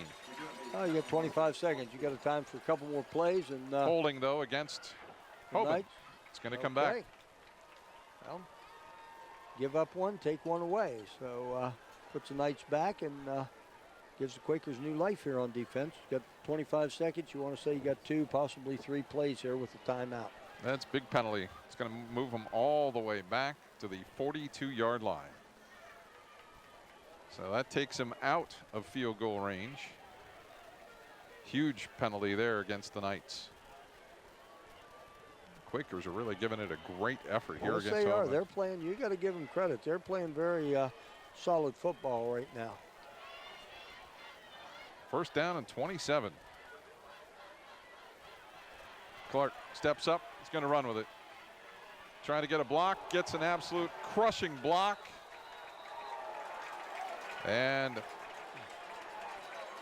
Clark gets out of bounds, and the training staff's going to check on the Quaker that's down. I'm sure we'll see this one on replay, but I'll tell you what, this is just a picture-perfect block by Hoban wide receiver.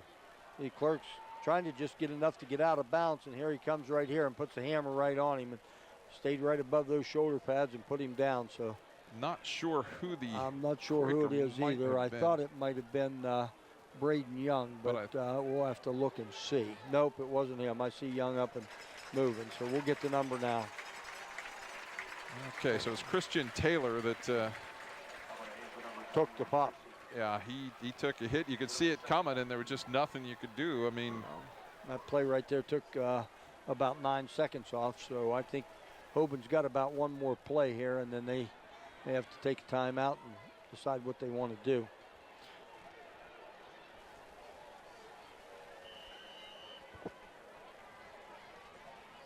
So 2nd down and 11 after the gain of 16. Sibley in the backfield. Jonah Morris in the corner of the end zone. He's a big fella, and they fight over it, and it's incomplete. Well, it'll be 3rd down. They still got time for another play. Another play time, but I'll tell you what, that almost looked to me like offensive pass interference on that one, but kind of thought it was going that way anyway as they ran trips to the wide side of the field and wanted to come back to him. And it just was kind of I don't want to say it was a poorly run route, but he didn't give himself enough room along the sideline. They figured, they looked at him at 6'4". They figured they could just throw it up in the air and he can go get it. So, like you said, probably at least one more play here. Bishop, Bauer, and Gilchrist wide to the right. Morris to the short side. They'll go for it again across the middle. Morris is there. Touchdown, Knights. Well, took him to the outside the first time and tried to throw it up. This time they ran him to the inside pylon in the back of the end zone. And, yeah, he just runs like he's, like he's not even thinking about him getting the ball. And then they're just able to throw it right in there. And the Quakers had pretty decent coverage on it. In fact, they kind of hit the ball, but he was able to hold on to it. That's one of those that really hurts with 4 seconds to go here in the half. Yes, it did, because if there was just any way to keep him out of the end zone or even hold him to a field goal there, you got to feel that you're looking pretty good going into the half. Kershaw to try the extra point. It's up, and it is good. So it is 14-0 with maybe one play left here before the half.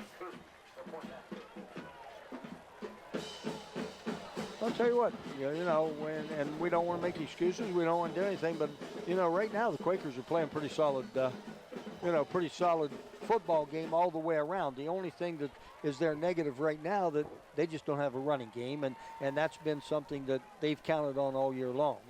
And now on the other hand, give Hoban credit because they're stopping the running game in New Philly. Yeah, they just really needed to get in the locker room down 7-0. Yeah, that would have been huge. Quakers have had some opportunities. They just haven't been able to finish drives. The last drive was down inside the 15-yard line. Just couldn't capitalize on it. We'll see if they just scrub it down the field here. Get the 4 seconds off the clock.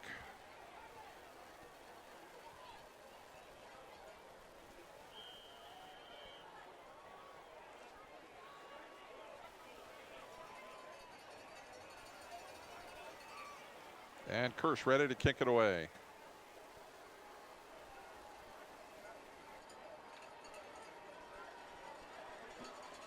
He's going to boot it all the way down near the goal line. Be taken by Grant. Or rather by Carter, I should say. Carter across the 25 out to the 27-yard line, and that is halftime. 14-0. Akron Hoban leading New Philadelphia. We'll come back with our Bell Stores halftime report and also take a look at our Vasco Group halftime adjustments in just a moment. So stay with us right here on TV2 Sports.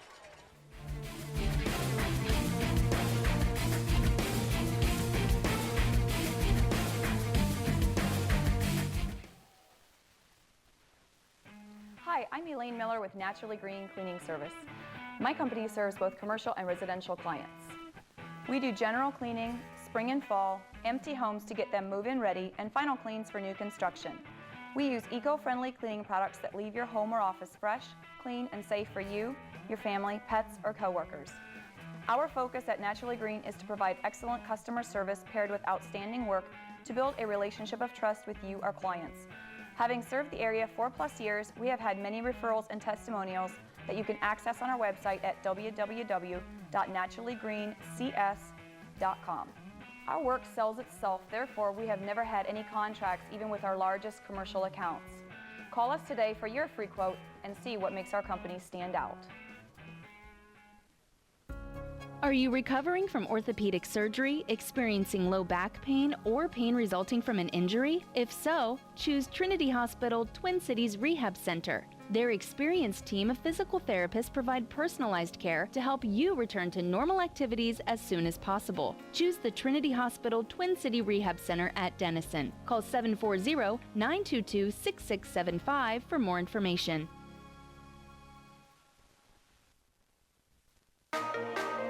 Just wanting to be a police officer, I knew this was a great start, and it turned out to be a fantastic one. Just be able to actually see what you're doing, what you're working on, and understand how you can take one thing and turn it into something else. We got to creatively use skills and academics and see how we can place them into our fields. It was pretty much I had the key to open the door, and that was from Buckeye.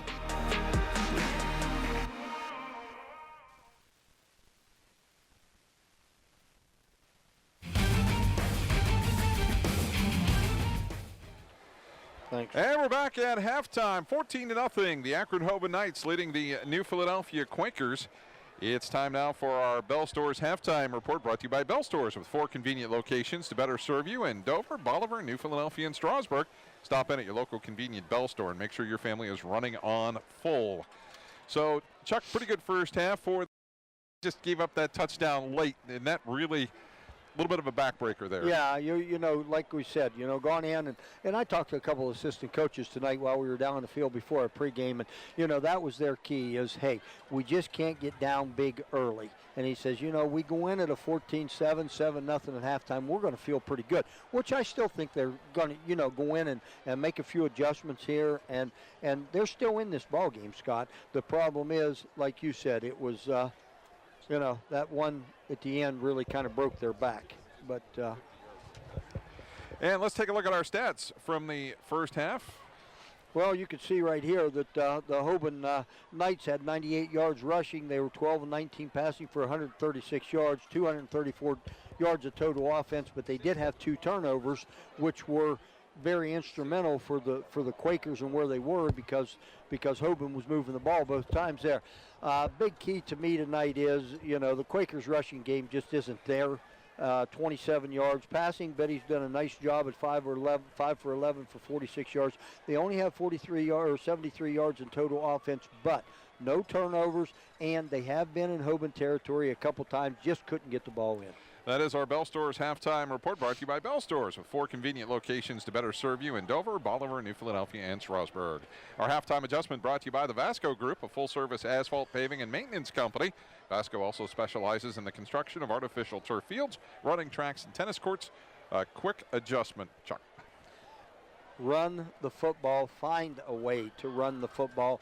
That will open your passing game up so much more, and just do what you're doing right now defensively, because I'll tell you what, you played a good first half on defense. That is our halftime adjustment brought to you by the Vasco Group. You can learn more about them at www.thevascogroup.com. Our second half kickoff brought to you by Domino's, located at 88 East Iron Avenue in Dover. Enjoy some pizza during the game and call 330-343-4434 for fast delivery. Or you also can order online at www.pizza.domino's.com. So Lucas Gooding to kick it away for the Quakers. Quakers start out here on defense, so they just need to get after it. They'll scuff it down to about the 30-yard line, to the 35.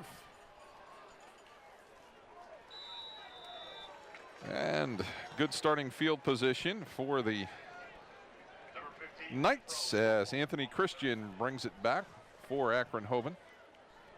The winner of this game will go on to play the winner of the Poland Seminary Louisville game. If you look at the Knights, I believe that they played, no, I guess they played McKinley. I was thinking they might have played Louisville, but I think they scrimmaged them. But, you look at the Knights schedule, I'll tell you what, they play a pretty solid football schedule. First down and 10. And legal procedure against the Knights.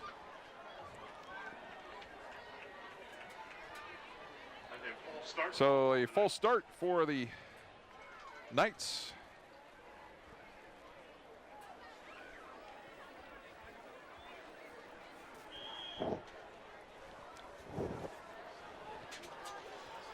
It'll be first down and 15.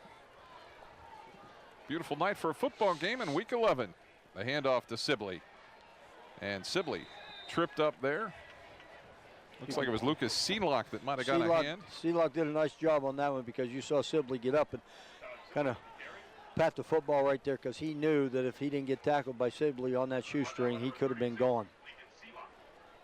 So a gain of 3. It'll be second down and 12. I believe that was Seelock on the tackle, or fault.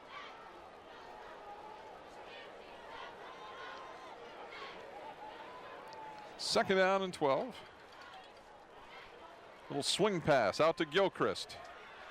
To midfield, turns the corner. He's going to take it all the way. 63 yards. Well, did I speak too soon? Nope, he's going to make it in. 63-yard pass play. Well, just that little swing pass they ran in the first half, and Quakers made a play on it. He was able to get out here, you can see. And boy, I'll tell you, he turned on the jets once he got those shoulders turned, and it was going to be tough to catch him. He had some Quakers after him, but had a beat on him right here, but he made a nice move back to the inside and was able to get T. Carter to overrun it and use a little high step right here and go into the end zone. Kershaw to try the extra point. That is up and good. Well, how you didn't want to start out for the Quakers here to begin the third quarter with. So, you know, you gave away that one in the first half right at the end of the half and then turned around and 2 plays later you got them back in the end zone. So down 21-0 right now. Well, in the last minute and 4 of regulation play, they've given up 2 scores to Hoban. And that's sometimes a backbreaker. So it's 21-0.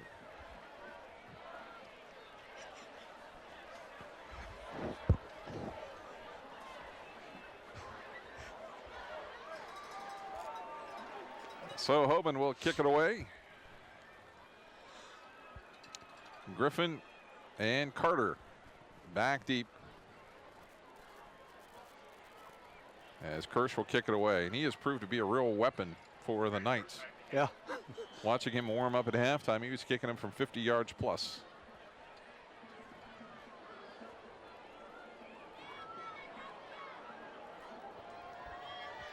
You'd think, too, that some people may look at him also. So Carter's got it. Works to the outside. He's got to get through a lot of traffic, and he's taken down across the 30. Does a nice job right there, T. Carter, on his run back. Now you just got to get him moving a little bit on the offensive end of running the football. So first down and 10 for the Quakers. The Quakers will have a first down on the 33-yard line.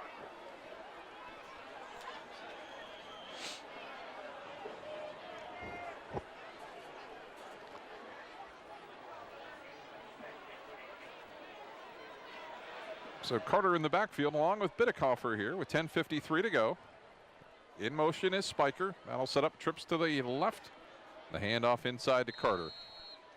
And they have just not gotten the running game going. No, they just can't get, like I said, those guys up front are just too tough right now to move for the Quaker offensive line, and Carter's picking up 2 and 3 yards, but once he gets hit, he goes down. Second down and 8.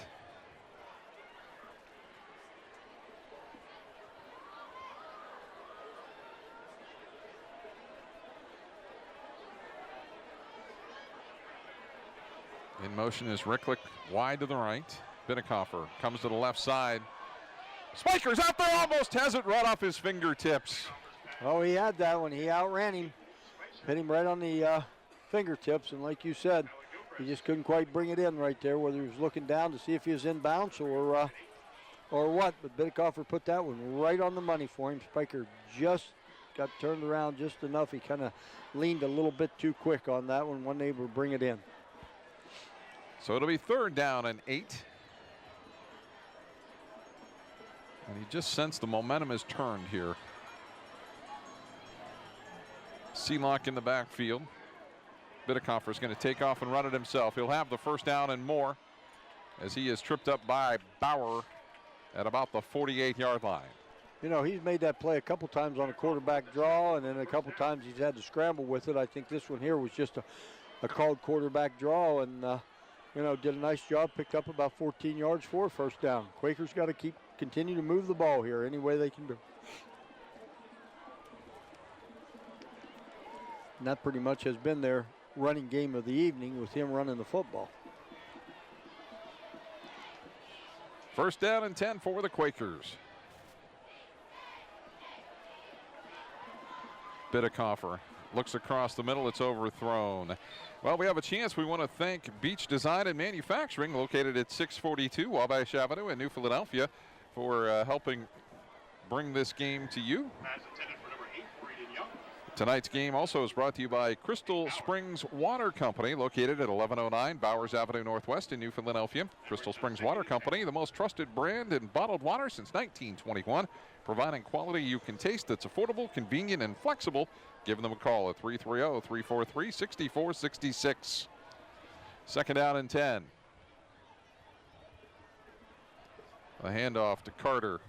And again, Chuck, you've diagnosed it. He can get about 2 yards, and that's it, as Jonah Morris making the tackle. I'll tell you, those two inside linebackers has got number 22's number right now. As soon as he takes the handoff, they're right at him. And, you know, like you said, giving him a couple, 2-3 yards of carry, but good solid tackles on him. Another Woods Tall Timber fan. Kim, there you go. It's not quite that cold, but it's pretty chilly. Woods Tall Timber, 57 acres, 1921 Tall Timber Road Northeast in New Philadelphia. Biddikoff is right, and he is going to be knocked down. It'll be fourth down for the Quakers. Well, Hoban gets the Quakers in a passing situation. You know, they're easily dropping 7 guys, and they're putting man-to-man on the corners and then playing zone underneath, and it's just kind of tough to, you know, find a seam right in there if you're running around to throw the football. Fourth down and 11. Biddikoffer will punt. Gilchrist and Bauer back. Hoban leading in 21-0. And a good kick by Biddikoffer that is going to go out of bounds inside the 5-yard line or thereabouts. So a nice punt by Biddikoffer. Our game tonight brought to you in part by Clum Tire, located at 1075 South Broadway in New Philadelphia. Family owned since 1957. Also our thanks to Matthias BMW Cycle Sales, located at 851 Commercial Avenue Southeast in New Philadelphia. Matthias BMW Cycle for your complete line of BMW motorcycles and apparel. And our game also brought to you in part by the Hampton Inn by Hilton. For all your lodging and meetings, the Hampton Inn by Hilton is the place to be. So first down and 10 for the Knights. They lead it 21-0. A handoff to Sibley. And Sibley might have lost a yard or two there. Nice job right there by the Quaker D line on that one. Stood their ground, and like you said, it might have lost a yard. See Tucker Hill getting up from the bottom of the pile. Kyle Cunningham also there. It'll be second down. I gotta say, he got back to the line of scrimmage.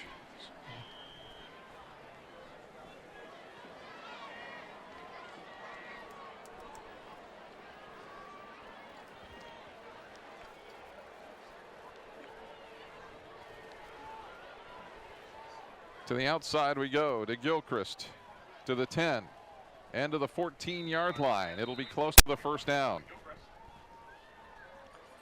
Tell you what, he's been pretty impressive catching and running the football right there tonight. He's only got his hands on the ball 2 or 3 times, but he picks up positive yardage when he has the ball in his hands. Hoban comes into the game tonight at 9-1. New Philadelphia at 8-2. Quakers, though, the Scarlet Division champs in the ECOL. Outright.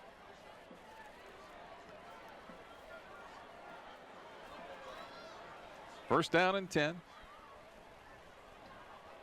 Handoff to Sibley, and a great job by the Quakers. Logan Ford was there.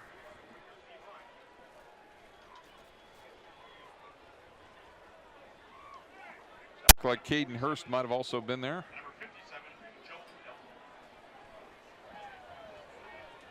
Clock rolling down to 6:40 to go here in the third quarter. Second down and 11 after a loss of 1. And the clock starting to become a factor against the Quakers. Yeah, down 3 scores, and the way Hoban's pretty much being methodical here, holding the football, it could come down to that. Handoff to Sibley. Sibley breaks free. Sibley to the 25, still on his feet. And out to the 26-yard line where he'll have another first down. You know, if you think about it, that might be the best run that he's had tonight, with about 11-yard run. He has not been as impressive as his numbers would indicate. As you can see, you know, like I said, you're watching him and stuff, you can see that he's a pretty hard runner, and and he'll pick up 2 and 3 yards even when it looks like he's tackled. But again, that's the best run he's had tonight, as you can see the spin away. And you know, I'm with you. You know, he's a pretty doggone good football player, but Quakers have corralled him pretty much the whole evening.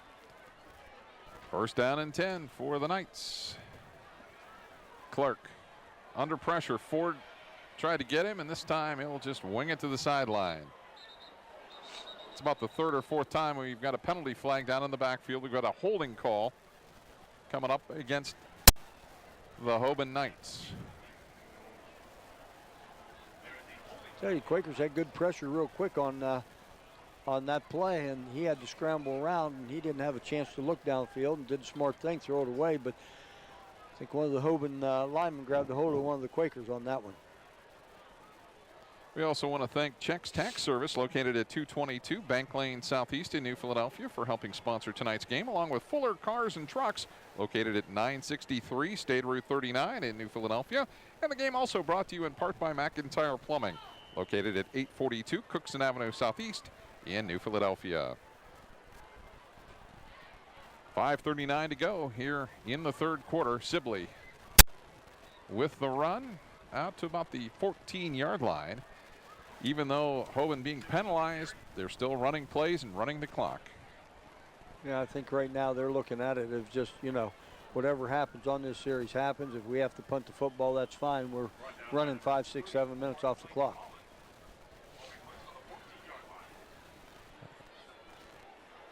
Second down and 22 after the gain of 5.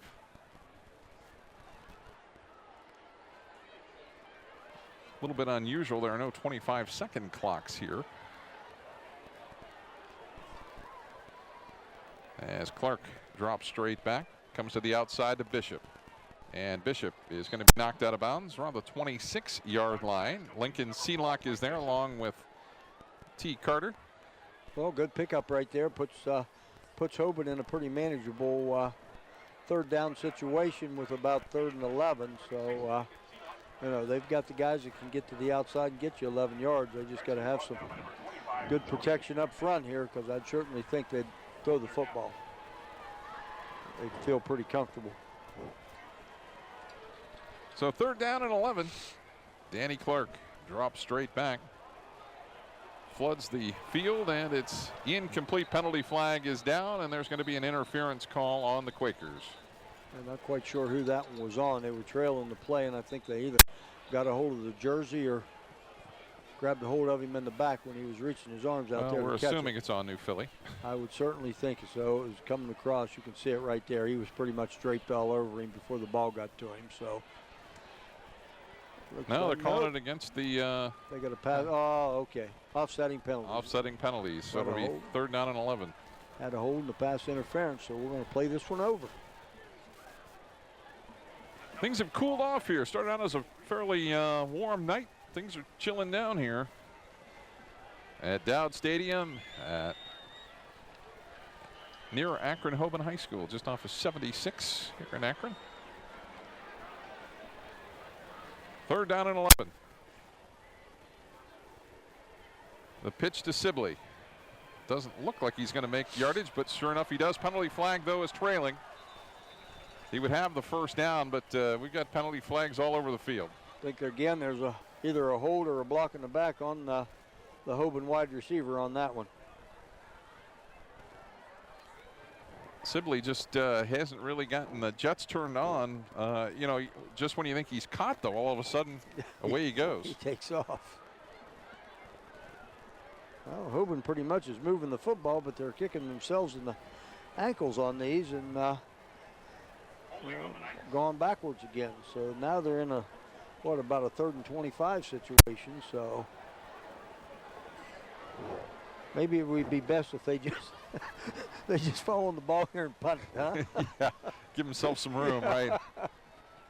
I don't think anything is out of their range. I don't know that they're going to try anything crazy here. I'm not so sure. You're incorrect on that one, because the young man at quarterback can throw the ball, 60 yards. Man, they'll go and give it to Sibley, and he has some room, but no matter how much he's got the desire, there were too many white jerseys there, and Tucker Hill will finish him up. Well, Quaker defense are after all that in about 8 minutes of 8 minutes of offense within about 20 yards. I think the Hoban Knights are going to have to kick. So the clock rolling down to 4:10 to go here in the third quarter.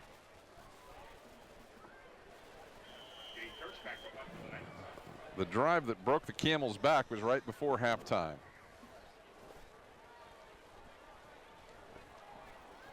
And Kirsch's punt will bounce. Take a Knights roll out around the 48-yard line of the Quakers, where New Philly will have it. No question. I think this is it's all or nothing on this drive for the Quakers. Yeah, they're going to have to get some points on the board. And when I say points on the board, I guess I mean 7 points on the board. 3 points won't do. I wouldn't think would do the Quakers justice at this point in time when you're down to 3 minutes 45 seconds to go in the third quarter. So you're looking at about 15 minutes of football, and Hoban's been pretty solid defensively. So they're going to have to get something going here. Yeah, Quakers played well all season long. Certainly they've got some time. You've got a quarter and basically about a quarter and a third Well, that they can put some points on the board here. I mean, they've got big-time players that can catch the ball and go the distance. It's just they got to be able to hit them. First down and 10 for the Quakers. Bidekoffer drops straight back. Under pressure across the middle. Pilato might have been open, but I'd say he was pretty well covered there by Jonah Morris. And Morris slow to get up. I'd say he was very well covered right there. That would have been absolutely been a perfect pass to put that one in there. But at least, they've thrown to the tight end now once tonight. So they're just trying to be versatile here if they can. Just nothing's really making things happen for them. Second down and 10 for the Quakers. They'll go trips to the right. Spiker, Young, and Ricklick all to the right side. And the catch made by Spiker. Spiker's going to have the first down, tackled about the 40-yard line. So a first down. The chains will move for the Quakers with 3:31 to go here in the third quarter. Nice job right there. Little screen pass to him, and good block. I believe that was Young on the block, and Spiker able to pick up a big first down. And just like we said, they got to get the ball to the end zone. This time they'll go trips left to the wide side of the field.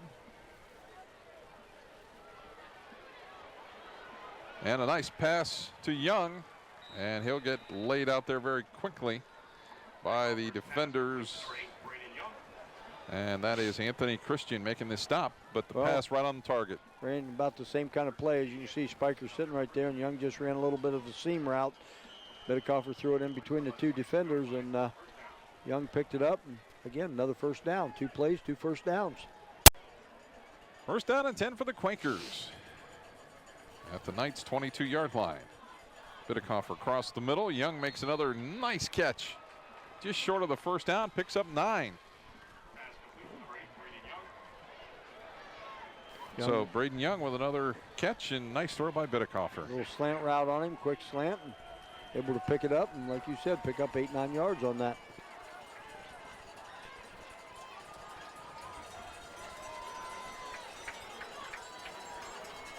Second down and 2 here for the Quakers. Bidekoffer goes to the corner. Young is fighting for it, and looks like there'll be some pass interference there on the Knights. Yep. Good job right there, man coverage, and Young turned to look for the ball, and you can see on the play right here that Knights had him too well covered as he was pushing him back out of the end zone. So put the ball down there, and again, just what you said, Quakers had to come up with points, and so far they're moving the ball right down the field on this one. So it'll be half the distance to the goal, marked at about the 7-yard line. 2:18 to play here in the third quarter.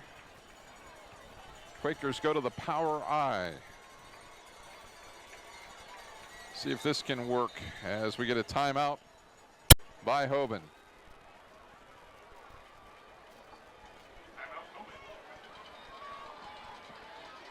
Quakers haven't really tried the power eye. That's going to be something a little bit different.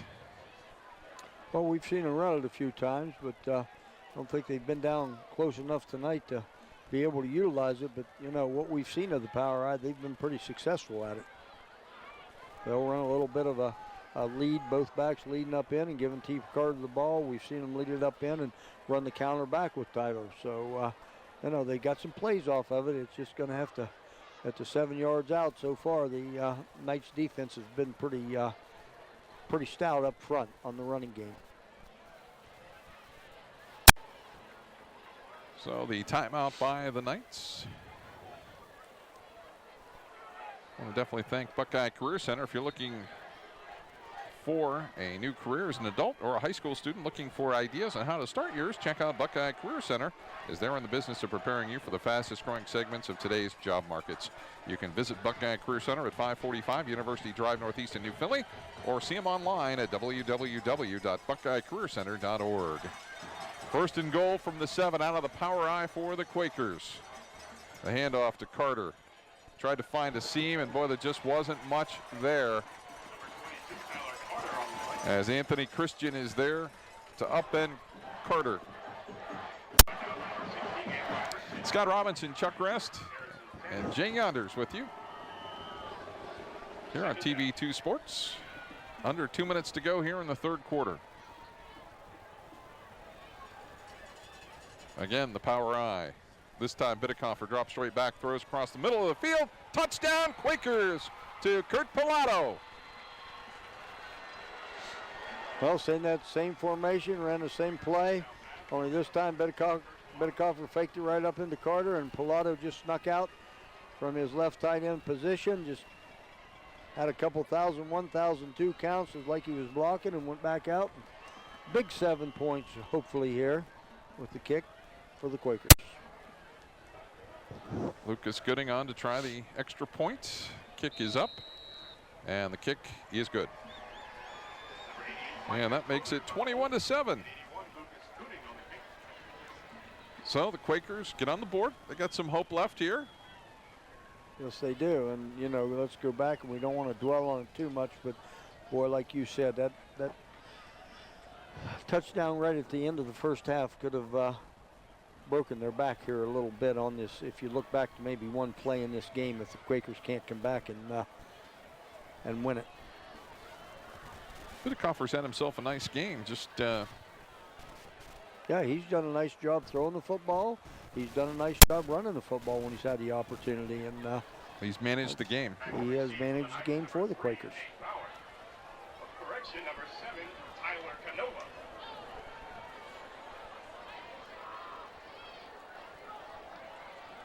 So the Quakers ready to kick it off.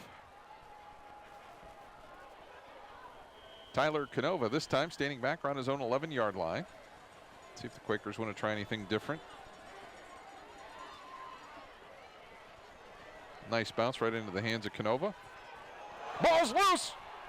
Still loose. Quakers are going to have it at the 18-yard line. Well, there you go, Scott. What you need a big turnover, and I'll tell you what, special teams for the Quakers did it. So we can see they're coming up through with Canova, and somebody snuck right through there and put the helmet on the ball. Get that number if we can, but Cade Bates making the recovery. Bates on the recovery, but I'll tell you what, it doesn't matter. Great field position for the Quakers.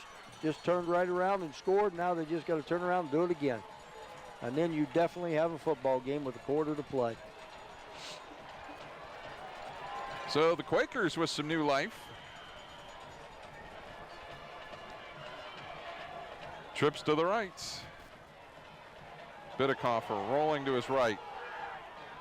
And the pass, I believe, is going to be incomplete as it was caught out of bounds.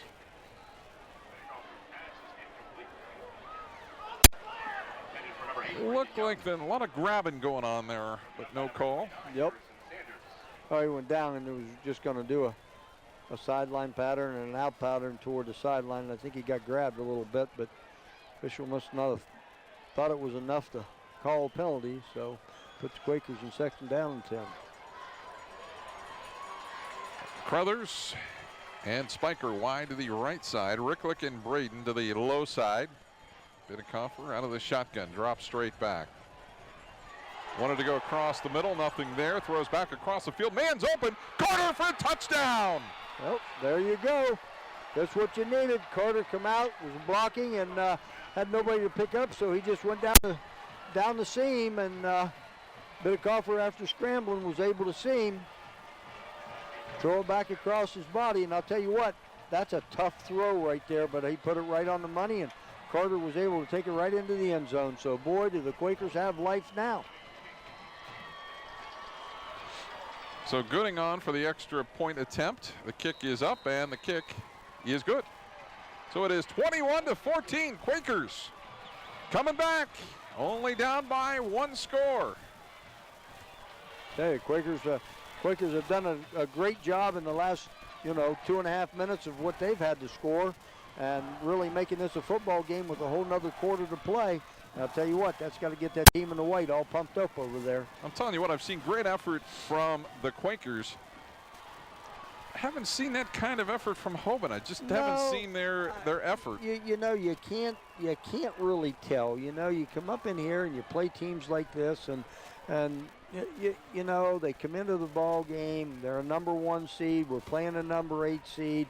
We've played a lot tougher schedule week in and week out than New Philadelphia has. That's how they're going to look at it, and they're going to say, hey, we got to show up and just do what we do, and we're going to be fine. Well, you got a team here that feels that they can win the football game too, in the New Philly Quakers, and they're kind of looking at Hoban, another turnover here or so by Hoban, and they're really going to be on their heels. Minute 17 to go here in the third quarter. 2 touchdowns by the Quakers in a matter of about 25 seconds. So they will squib it down. It'll be picked up by Anthony Christian.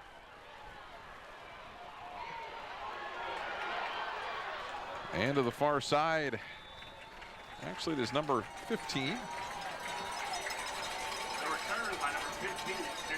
And that is Cantrell Stovall. Sounds good to me, Scott.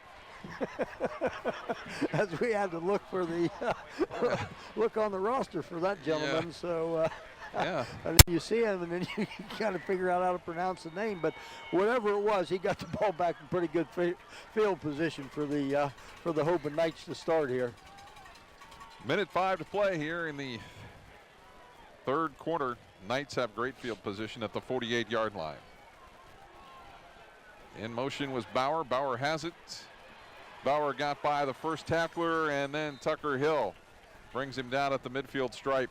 Well, they almost had him for a loss right there. I think Young almost got him about 4 or 5 yards deep, but couldn't quite hold on to him. But, with after about a yard and a half gain, Hill was able to bring him down. As jacked up as the New Philly defense is right now, you would think they'd try to run some kind of reverse or something going the opposite way to catch him off guard. But again, and we might talk about this here in a minute, but this is, irrelevant at the time. Sibley breaks it to the right side. Sibley to the 42-yard line, and you've got to think you're going to get a big dose of him. Well, that was going to be, you led me right into it, because I'm thinking, you know what? Quakers just come back here and made it 21-14. If we're so much of a superior football team, you know what? We're going to line up. We're going to give it to number 23, and we're going to show you what we're made of, So what do? They come out with a kind of a counter play, reverse play back around, then they give the ball to number 23. They wouldn't have to run a play here, but it looks like they have lined up that way. Clark, the handoff to Sibley, and he's going to be stopped for a short gain of maybe a yard, and that's the end of the third quarter. 21-14, the Quakers on the comeback. We'll come back with fourth quarter action in a moment.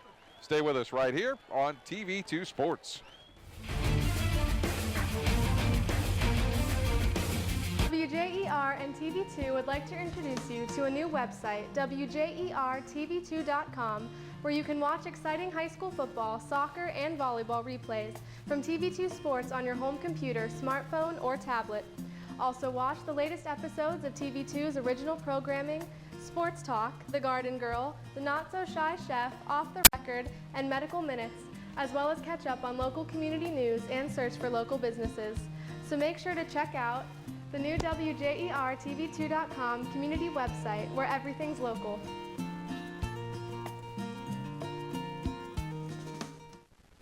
What do you call 2 Big Mac sandwiches, 2 cheeseburgers, 4 world-famous fries, and a 10-piece tender juicy chicken McNuggets? We call it the Mickey D's Dinner Box. You can call it Family Dinner-tastic.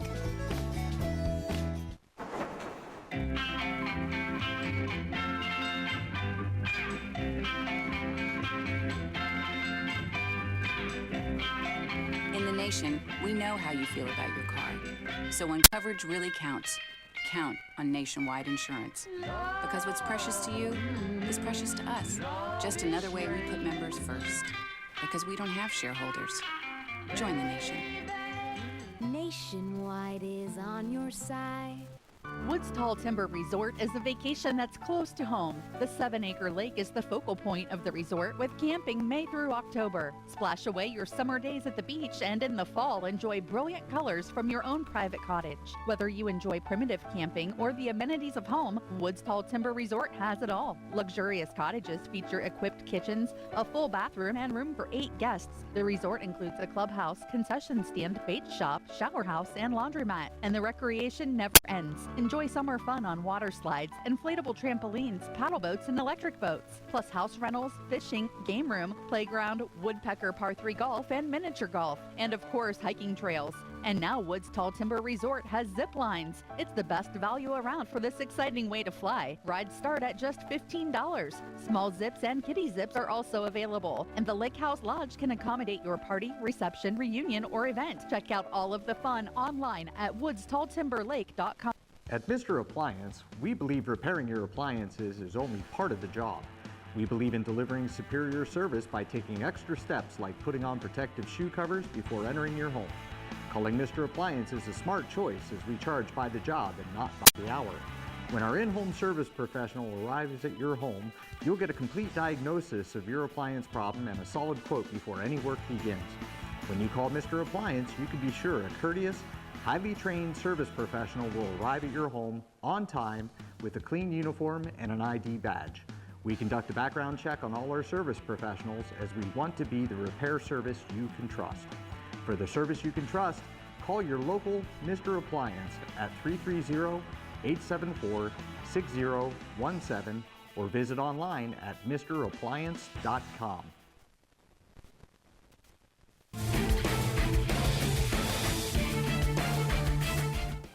Time now for our third quarter recap brought to you by Century National Bank. Visit Marty Merriman or Sue Edwards at their new office on Monroe Avenue in New Philadelphia and talk with a lender you can count on to be reliable, caring, and committed to creating the right loan for you. Don't settle. Get the attention you deserve. Visit or call today at 330-681-7000. Well, the big story there in the third quarter, the Hoban Knights got it out to 21-0, but the Quakers rally in that final 142 of the third quarter for 2 scores. They make it 21-14 as we head into the fourth quarter, and that is our Century National Bank third quarter recap. Sibley breaks loose, gets to the outside, to the 20, to the 15, 10, 5, and touchdown. 42-yard run by Sibley. Well, there he was. You can see now that why he runs like he runs, and you know, you guess you look at it too, and when you have a good back, he just ran a little bit of a counter move, and they come back with it, pulled a couple guard and a tackle the other way, and he broke a couple tackles right there. Quakers couldn't quite get a hand on him, and he made a nice move right there to take it into the end zone. So, you know, maybe that's one of those deals where he's a much better second half runner than he is a first half runner. Kershaw to try the extra point. It's up, and it is good. So we were tight within a touchdown. Now it's a 2-score game with 11:48 to go. 28-14. You know, you got to give the credit to the offense for the Quakers here. I mean, they feel now that they can, even though they scored on 2 short fields, they feel they can move the football. They just got to continue to move it, take it down, get another score, get it back within 1, and, you know, they're sitting pretty good. I'm not sure what the deal is with the Hoban coach, but every single play he has been He likes to talk had to the a conversation with the officials. Yeah, I don't know what the deal is there, but that's maybe he's just a friendly guy. Apparently. And that's after he scored a 42. Yeah. So the Knights ready to kink it away. Griffin and Carter back deep, standing at their own 5-yard line. Grant Kirsch has put it into the end zone each time he is kicked off.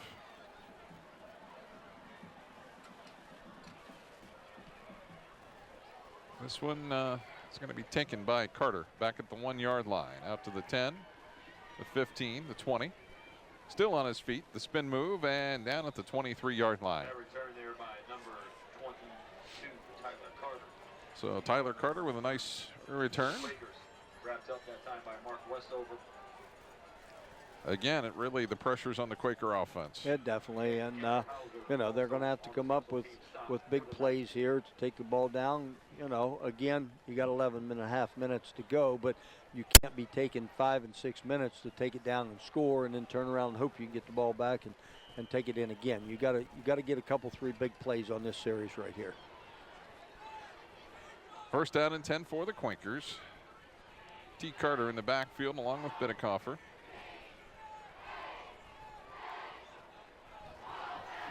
And Bidekoffer wants to go long.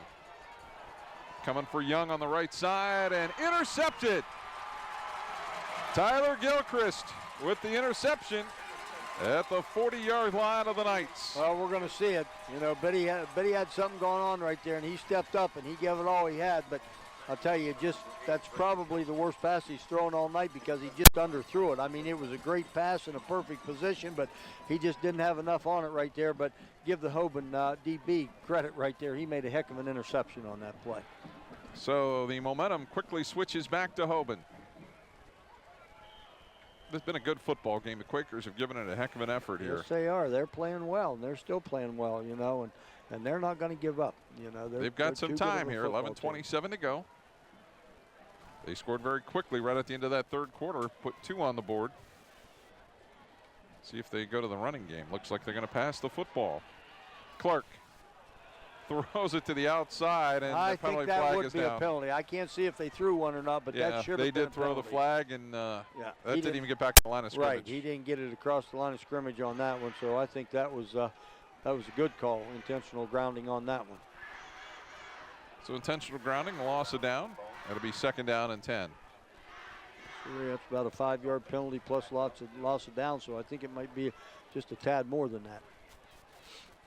Actually, it'll be 2nd down and 25. Okay, I'll buy that.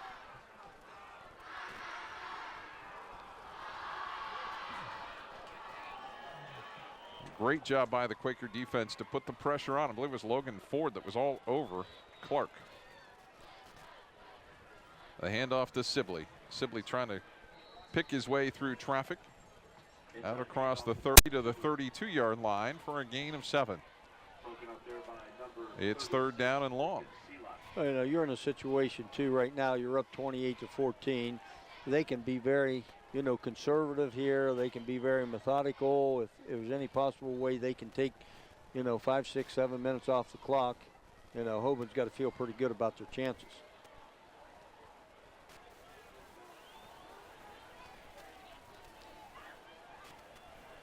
Third down and 18. The handoff to Sibley straight ahead. They're just going to run the clock. Good idea right there. Punt the football. Give Quakers get another chance here. Should have pretty decent field position, I would think.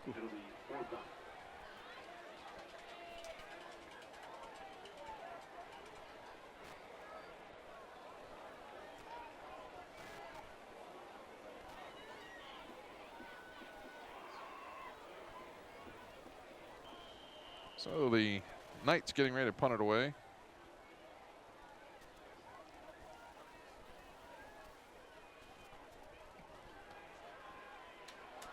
Nice high punt.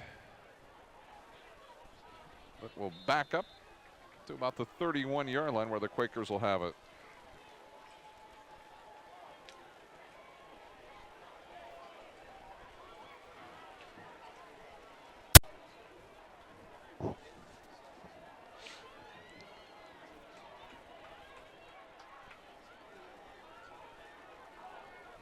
Well, chance here again for the Quakers as they held them out, still down 2 scores. They just got to get moving here offensively. Still plenty of time on the clock. First down and 10 for the Quakers. They've got their timeouts as Bidekoffer takes off on the run. He'll take a big hit, but gets great yardage out to the 48-yard line, a gain of 16. That was a good call on first down right there. Nice block by T. Carter on the linebacker that shot Bidekoffer out of there for about 18 yards. So good pickup. No matter how you get them, 18-yard pickups are pretty good. They're pretty good and still gives you a little bit of time as we see it here on the replay again. First down and 10 for the Quakers at the 49-yard line. Trips to the left. Blitz by Hoban, and it's incomplete. Morris that time just kind of stepped in front of Young and yeah, tried to run that little slant again to Young, and Morris had that one sniffed out for him. It'll be second down and 10.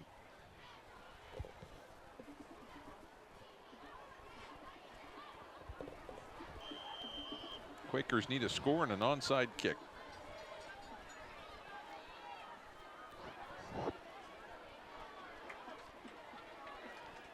Second down and 10. Clock stop, 9.5 minutes to go.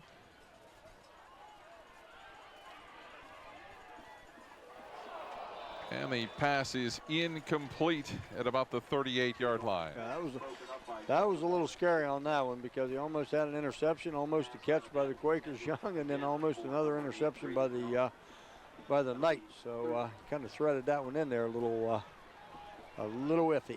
Quakers with all 3 of their timeouts. Hoban has 2 timeouts. Well, big third down and 10 right here, but then you know you're in a situation here. You're not to the 50-yard line yet. You don't get it. What do?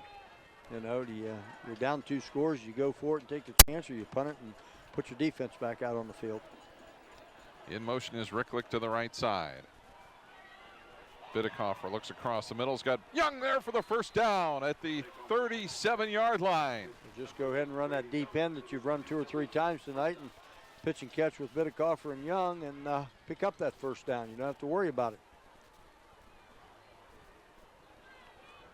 Nice job there. Good pickup by the offensive line right there to give Bidekoffer time to step up in there and throw the ball to Young too. First down and 10 at the 37. And I'll tell you, this offensive line for the Quakers, you know, there hasn't been much running game with them, but they've done a great job protecting Bidekoffer tonight while he's throwing the ball. Bidekoffer again looks to the outside. And they're going to say it is intercepted by the Knights. Now they're going to say it's incomplete. I think the ball hit the ground on that one. I don't know if we'll even have a angle on a replay on that, but that ball was thrown pretty low. And I'll tell you what, it's kind of tough to see if he had both hands underneath the ball right there. So one felt that it was an interception. The other was definitive that it hit the ground right, first. And that was the guy on the inside that could probably see the ball a little bit better than the guy on the outside. So new life for the Quakers on that one. Second down and 10. No damage done. Dual wideouts to both sides. Bidekoffer, the quarterback draw penalty flag is down all over the place. Well, I'm not sure what we got here. We got the Hoban guys clapping because got a hold, I think, on the Quakers. Well, it was immediate. Yeah.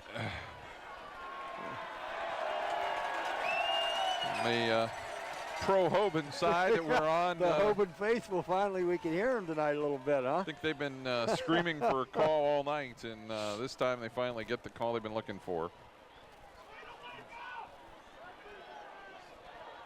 It has not been a raucous crowd by any stretch. No. Been a crowd pretty much here that's kept their hands warm all evening. Second down and 25 for the Quakers. They'll go trips to the left. Carter comes in the backfield with Bidekoffer. Young single coverage to the right. They'll hit Carter out of the backfield, and he is taken down by Gilchrist. Nice gain, though. Yes, it was. Nice call right there. Get Carter out in the backfield into the flat. Let him catch it and run with it. And now you're in pretty good, looking about 3rd and 10 right now.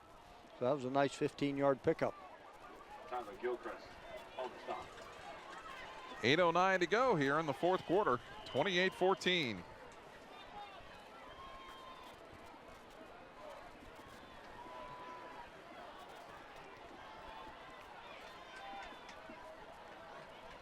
Binnenkofer again looks to the outside.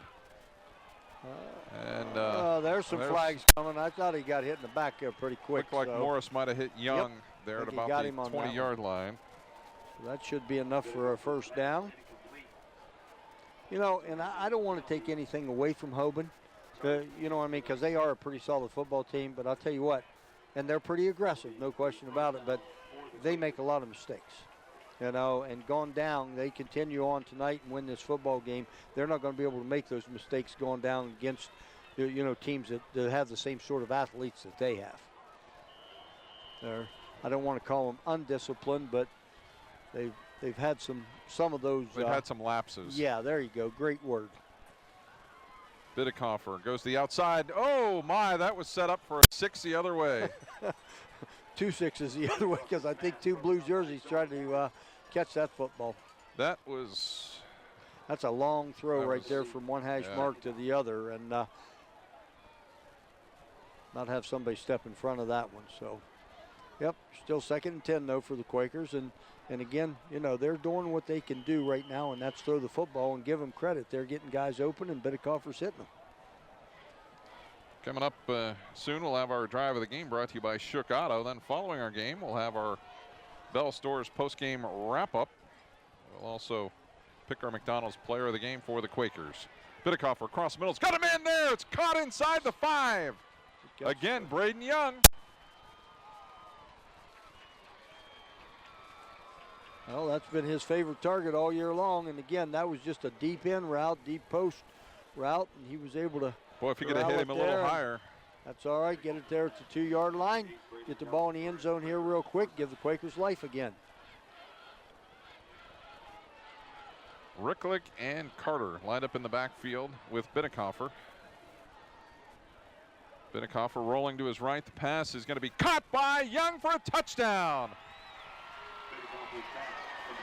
To number 8, Braden Young for a New Philadelphia touchdown. I tell you, Young's played a pretty solid football game both ways tonight too. So you got to give him a lot of credit. But I'll tell you what, Binnenkofer threw that ball exactly where he needed to throw it, low and hard to the outside. Young was able to get down underneath it, pick it up, and get a score for the Quakers.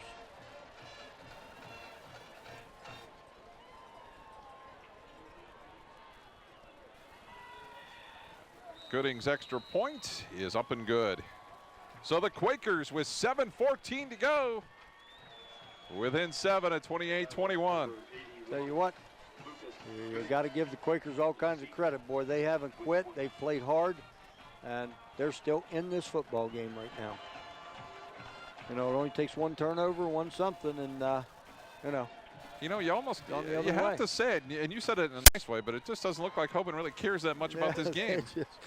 They're just playing pretty lackadaisical about the whole thing. And the Quakers have found the weak spots. Yes, they have. And they're taking advantage of that lack of discipline on those routes that Young has been running. And Binnenkofer's just gone back to it time and time again. Coach Dennison tried to stay solid with his running game the first half, and it just wasn't, wasn't there. And I think he just looked at it and said, you know what?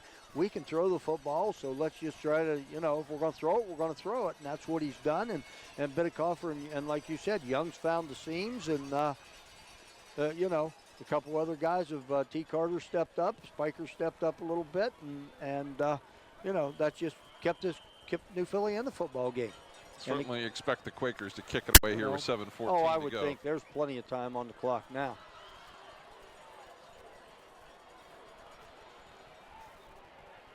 And they'll scoot it along. Misplayed by the deep backs. Bauer will finally pick it up.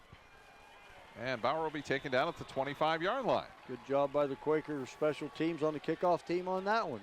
Get them started there about the 25-yard line. And, hey, step up. 7 minutes to go. Play defense. Hold them here. And, really, for most of the third quarter and even this part of the fourth quarter, like you said, you can call it lackadaisical, you can call it whatever you want to, but Hoban's offense just hasn't been, it seems like they've been what they were in the first half. First down and 10 at the 25-yard line. Clark will take the snap, hands it off to Sibley. Sibley It's grabbed by Bolin, still will lean forward out to the 32-yard line for a gain of 7. You know, you'd certainly think, too, that hey, it's 28-21, 6:50 to go on the clock. 23 is going to see the ball 3 out of 4 times, if not 4 out of 4 times. Yeah, he's the guy that's going to. Yeah. But again, you never know. That's why we're up here and not down there.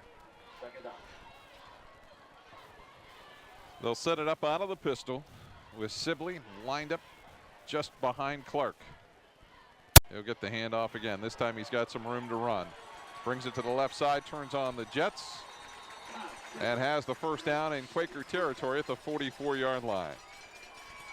36 on the top, Lincoln Seelock. As Lincoln Seelock has to chase him down.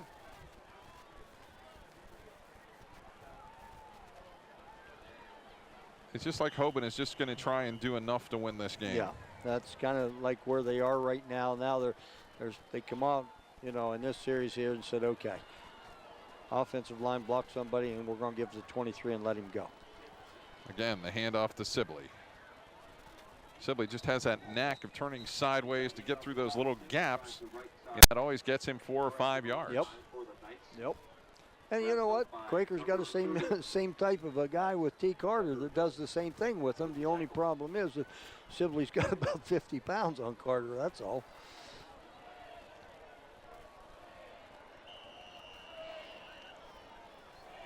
So Sibley is going to come out here with 5:49 to go. 2nd down and 6.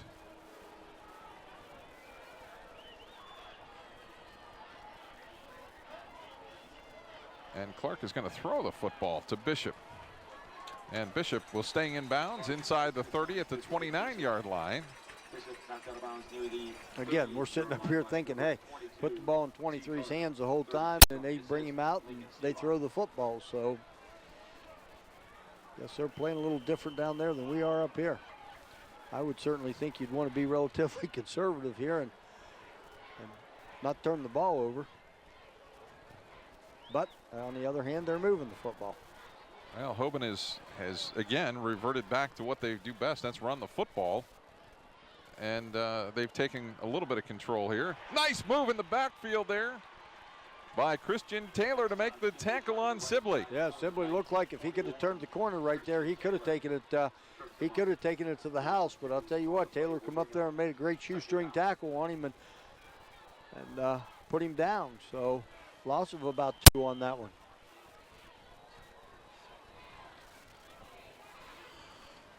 .446 to play here, clock running. 2nd down and 12 for Hoban. They lead it 28-21.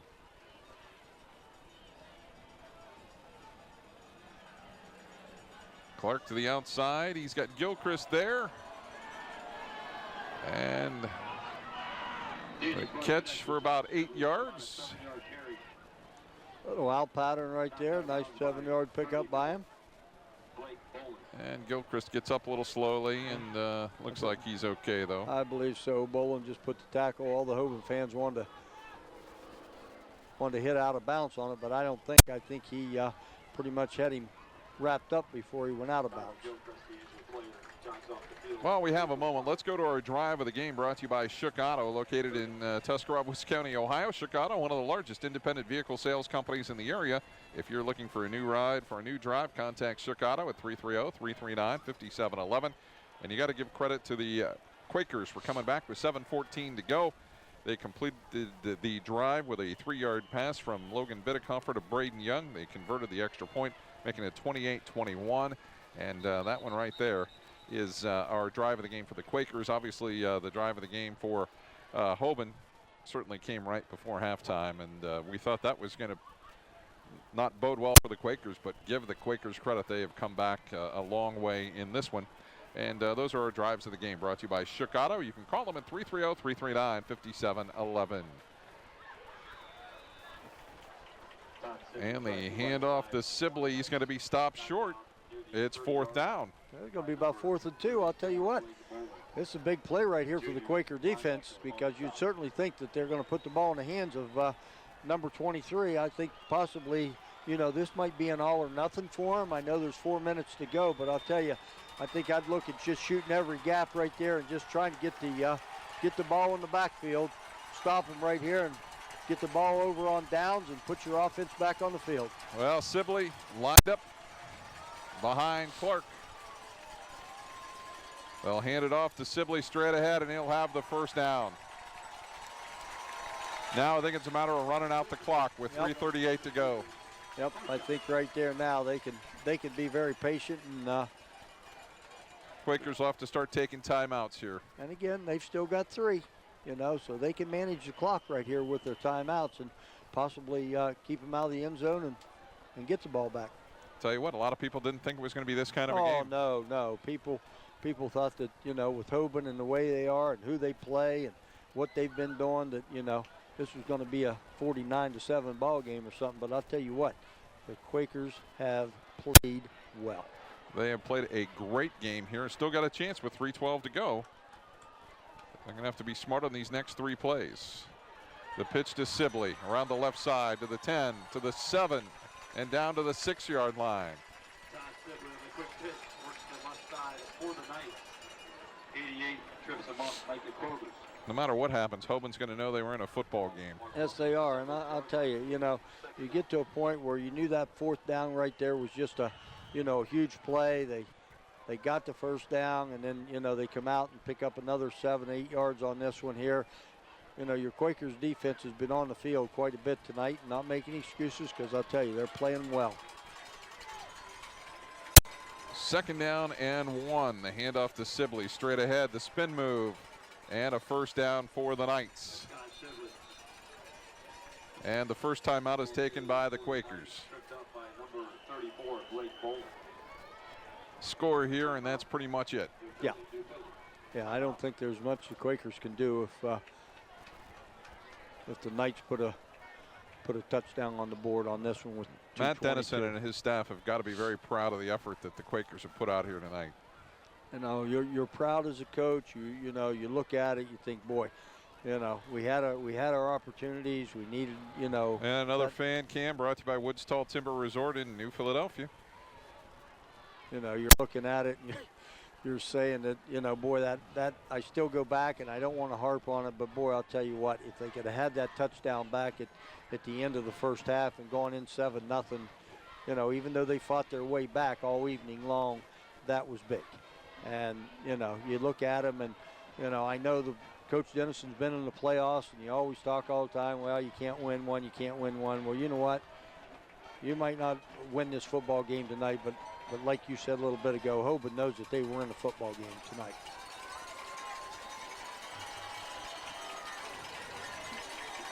So Clark under center.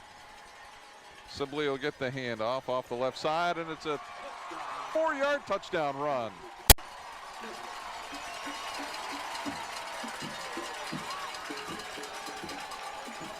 Well, you can see it right there. Just a handoff over the left guard, left tackle area. They blocked down on it and kicked out. And he pretty much walked in the end zone untouched. It's like they can turn it on and turn it off. Yeah, I mean, if you watch them and you think it, you know, we're sitting up here kind of excited, you know, with the Quakers coming back. And I think Hoban's down here sitting on the sideline thinking, okay, let's do what we got to do. The extra point by Kirsch is good, and that makes it 35-21.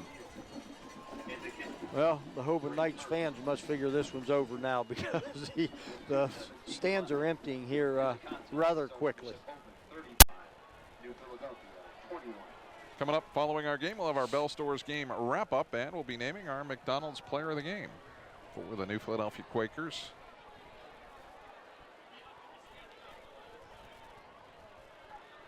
It's come to the time of the season where you appreciate the effort of the seniors all year, and for the past couple of years for the Quaker program, certainly they made a difference, and Philly has elevated their game to compete here against Hoban tonight. Yes, they have. You know, the last 2 senior classes that Coach Dennison's had here have pretty much, he's talked about it all the time, as the leadership that these 2 senior classes have had.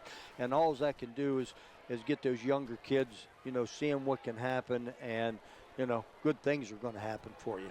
And I'll tell you, these back-to-back senior classes here have put a lot of wins on the board. So Kirsch to kick it away with 2:17 to play. Nice strong kickoff that Carter will take at his own 2-yard line to the 10, the 15 to the 20, and out across the 25 to the 26-yard line. 26-yard line for the Quakers. Wrapped up by Blake Bishop and Garrett Hauser. So New Philly with another opportunity on offense, but they trail a little too much, I think, here with 2:08 to go. 35-21 the score. Hoban over New Philly. Down 2 scores, you know, you got to come out here and get a big play and get a quick touchdown. And you know, Hoban, they're going to play a little safe defense right here, and they're going to play back a little bit more than they have all night, so they don't give up the big play.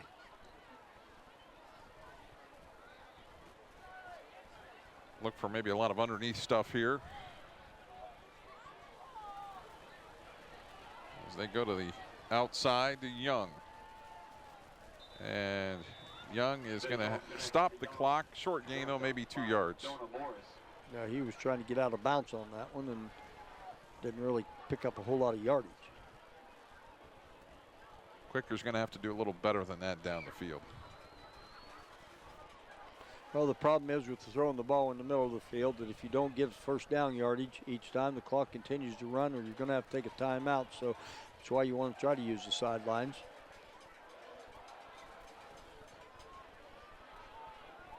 Bittencofer. It's incomplete. Penalty flag flies late. Looks like they may have a hold right there. Yep. So that will back the Quakers up. Against the Quakers, against the Quakers. Still second down. TV2 Sports will also have the Indian Valley Salem contest on Saturday night. I'll be there along with Jay Yonders. Jay's with us tonight along with Chuck Rest. 35-21 our score. Hoban leading New Philadelphia.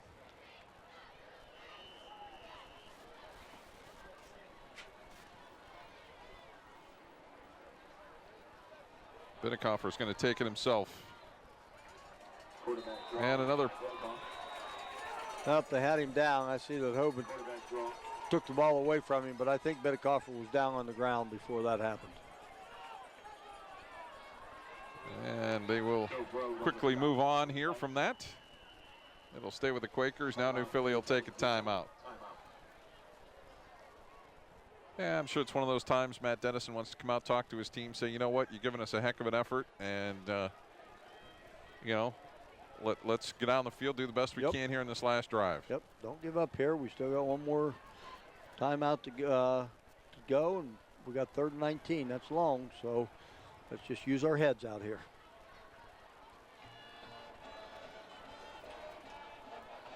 So the Quakers taking that next to last timeout. Thanks to all of our sponsors for tonight's game. We've got Keister Implement, May Valley Floor, Susan Watson Alterations, Beach Design and Manufacturing, the Crystal Springs Water Company, Clump Tire, Matthias BMW Cycle Sales, the Hampton Inn by Hilton, Chex Tax Service, Fuller Cars and Trucks, and McIntyre Plumbing, along with all of our regular sponsors for all season long. Bittencofer looks to go long, out to Spiker, and it's just off his fingertips out of the 45-yard line. It'll be 4th down. Well, that's 2 of those tonight. The Spikers just had about a 1/8 of a step less, so he'd have had 2 big, huge plays right there for the Quakers tonight. So it's 4th down and 19. No choice but to go for it here with 1:43 remaining. Down 2 scores. 4 wideouts. Teat Carter in the backfield. Bittencofer trying to pull a rabbit out of his hat. And Bittencofer is going to be sacked back at the 10-yard line, and that is going to end the season here for the Quakers. And Yeah, there wasn't much that. They dropped everybody back. They had 7 guys in coverage and rushed 4 on that one, and there really wasn't much Bidicoffer could do. So, you know, he had to eat it right there, which doesn't bode very well since they're on the 10-yard line, but I would certainly think that the Knights would just probably try to run out the clock here. But you never know. You don't need beauty points in the high school playoffs. No, you don't. It's been a good enough football game. Certainly we hope that's what they do. Yeah, it looks like that's what they're going to do here. They're just going to do their victory here and take a knee and try to run out the clock.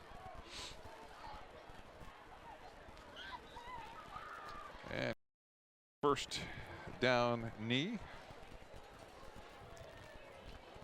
I would certainly think that Coach Dennison will not stop the clock, so they'll take it down. And what an effort, though, by the Quakers. I mean, let's face it, that was a tremendous effort. They do, because I think in every facet of the game, if you would have looked at it, you know, you would have said New Philly is way overmatched in everything. And other than New Philly's running game not getting anything gone tonight, the Quakers have really played a good all-around football game. I have to say and be honest about it, but I wasn't tremendously impressed by Hoban. No, I mean, they've got a good football team. Yeah, they've got a good but football again, team. you know, you never know how it is, who they're playing, what they're doing, or they feel like we're going to come out and play to our competition, and we've talked about that, you know, a lot of times this year on how you play and what you do. So, you know, maybe that's how they felt, and hey, we'll just play and we'll win, and we don't have to worry about it. But I'll tell you what, I think they felt they were in a football game tonight. And that is going to do it. They will not have to run another play, and it's going to be Akron Hoban advancing in the Division III playoffs as they defeat the New Philadelphia Quakers 35-21. We'll come back. We'll wrap this one up for you in a moment with the Bell Stores post-game report and also name our McDonald's MVP. That's coming up shortly right here on TV2 Sports.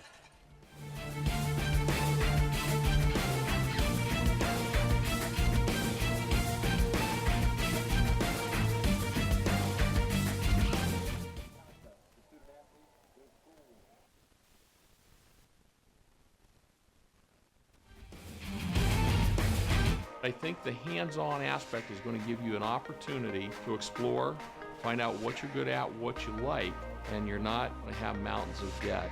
What you're going to have is a marketable skill that even if you don't love it, you can use that to pay to go on to college and get that degree. And we've got a number of students that do that. They're very mature. I think we're a great hands-on exploration base. Century National Bank is proud to bring you the quarter recap on TV2 Sports. The students, staff, and families involved in these games know the importance of commitment and working together to achieve a goal. Century National Bank enjoys supporting our hometown organizations because we share those same values. Over many generations, our local bankers have earned a reputation for responsibility and trustworthy guidance. We invite you to count on us. Visit us soon at our new location, 1255 Monroe Avenue, New Philadelphia, or give us a call at 330-681-7000. We hope to see you soon and enjoy the game. Students choose Kent State University at Tuscarawas because of our academic excellence, dedicated faculty, and affordable tuition. Our bachelor's and associate degrees will prepare you for careers including nursing, computer animation, or veterinary technology. Kent State Tuscarawas offers a dynamic campus with state-of-the-art facilities, exceptional student services, and a welcoming environment. Call or visit us online to register for classes and find out more about Kent State Tuscarawas.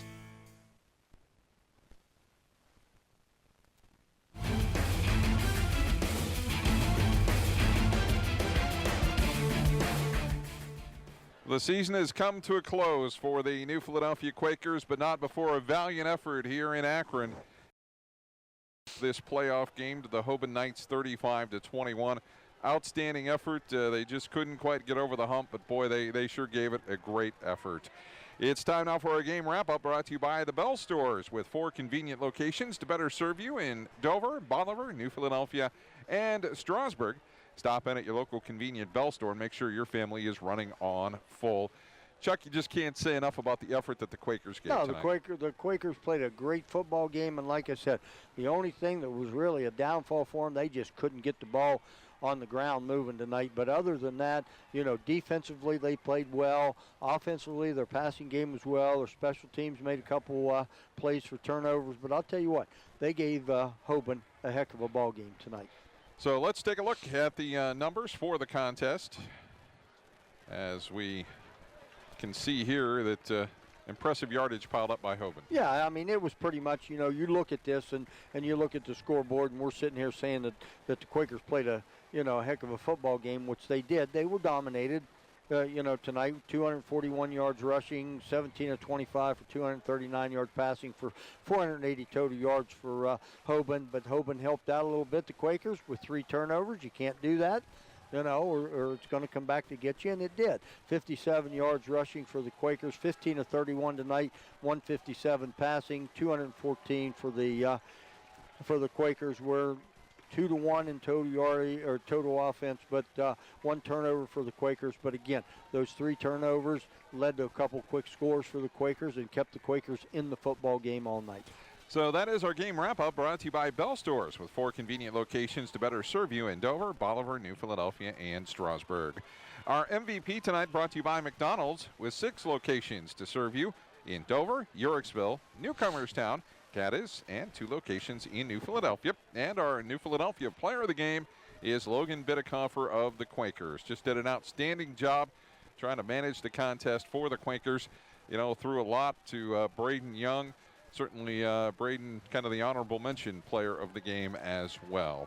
So the McDonald's player of the game, Logan Bidecoffer of the New Philadelphia Quakers. McDonald's with 6 locations to serve you in Dover, Uricksville, Newcomerstown, Cadiz, and 2 locations in New Philadelphia. That's going to do it from Dowd Field in Akron. The New Philadelphia Quakers see their season come to an end with a fine 8-3 mark. They lose to Akron Hoban 35-21. For Chuck Rest, Jay Yonders, and the rest of our TV2 Sports team, I'm Scott Robinson saying so long, everybody.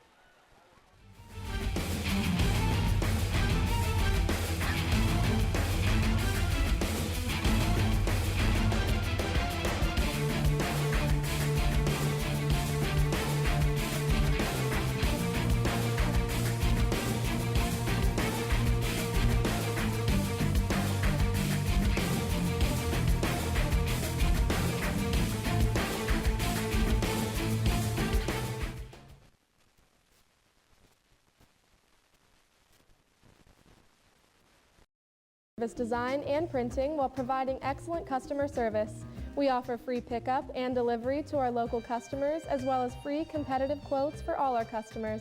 Quick Print Center is a family business that's been serving the printing needs of Tuscarawas Valley for over 37 years. Quick Print Center, LLC, is located behind the courthouse in New Philadelphia. Let us be your solution. Stop by or give us a call for all your design, printing, and promotional needs. For skilled and compassionate care, you can count on us. For the high-quality local option right here close to home, you can count on us. For emergency medicine and patient safety that's gained national recognition, you can count on us. And when the chips are down, you can count on us. Union Hospital in Dover. Count on us for quality care close to home. Hi, this is Denise at the Glass Lumber Company. Are you ready to tackle those spring projects? Call Glass Lumber and get an estimate on new vinyl siding, a new deck, patio, or an addition. Do you need millwork? Call Glass Lumber and we'll custom mill your lumber or plywood. Whatever you need for your next project, call Glass Lumber. We're a full-service lumber yard that has everything you need to build it from the ground up. Doors, windows, roofing, flooring, a complete line of hardware, and of course lumber. With estimating and delivery, it's all at Glass Lumber Company. Not sure if the project will fit the budget? Call Glass Lumber. We're also a service company. We'll come to your home, give you an estimate, gather the materials, and deliver them to your door or job site. It's that easy. From the handyman to the contractor, at Glass Lumber Company, we have everything to build anything. On the Boulevard in New Philadelphia or online at glasslumbercompany.com. Don't waste your time mowing the lawn. Get out there and enjoy the warm weather and let Quillen Mowing take care of the work. Quillen Mowing is a local family business serving Tuscarawas County with commercial and residential mowing, fertilizing, and seeding. Quillen Mowing can even take care of your garden plowing. And if you love to do your own mowing, keep in mind that Quillen Mowing also offers small engine service and repair. Look for them on Facebook. Call or text Quillen Mowing today to arrange your free estimate. 330-401-7122. I love it. Listen to your taste buds. They love the taste of Coca-Cola at McDonald's. And now, any size soft drinks or sweet tea are only $1. I'm here every day to review patient care and progress notes and also discuss with the therapist, even after hours, what our goals are for the following day. Our patients are able to stay within the community, be close to their family and friends, which is a big part of the rehab process. What you get to see then is the actual progress taking place in a smaller time frame, so it's very visible and very real. It's not just something in the future. You're actually seeing it while it's happening. Union Hospital, quality care close to home. Sharing the things you love comes naturally. Unique is one of those product lines is not only fun but rewarding. I'm Shanda Miller with Unique, home of the 3D Fiber Lash Mascara. And if you're interested in one of the fastest growing lines of beauty products, I would invite you to join me on Facebook or visit my website for information on how you can become unique.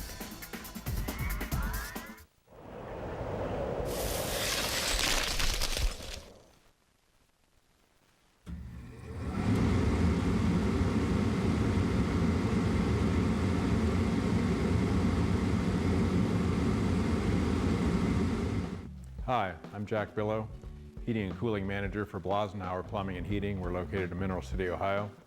Today we're going to talk about something that people have questions about. That's what we're going to be doing in this series. What is a variable speed furnace? Variable speed refers to actually the blower motor that blows the air through your ductwork. And variable speed refers to the type of motor. Typically we call that an ECM motor. It's the most efficient motor available for furnaces. It would really be on the top of the line furnaces. And the variable speed also refers to what the motor does.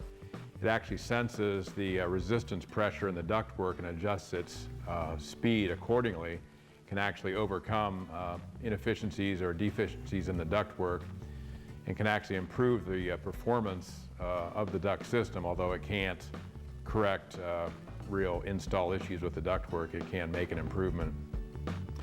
These motors are especially electrically efficient, so they've qualified for tax credits in the past and can still qualify for some rebates because of their energy efficiency. And like I said before, these motors will really only be on the higher priced furnaces. So that's what a variable speed basically motor is, what it is, and what it does.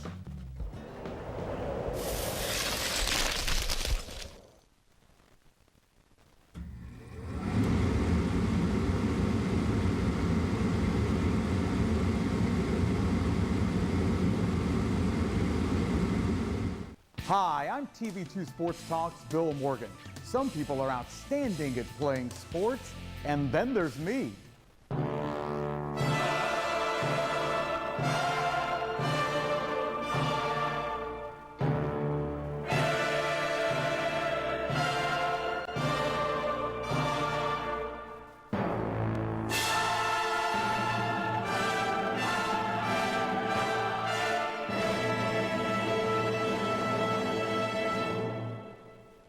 While we at TV2 Sports Talk may have never been All-State on the field, we are Tuscarawas County's MVP when it comes to local television sports talk and play-by-play.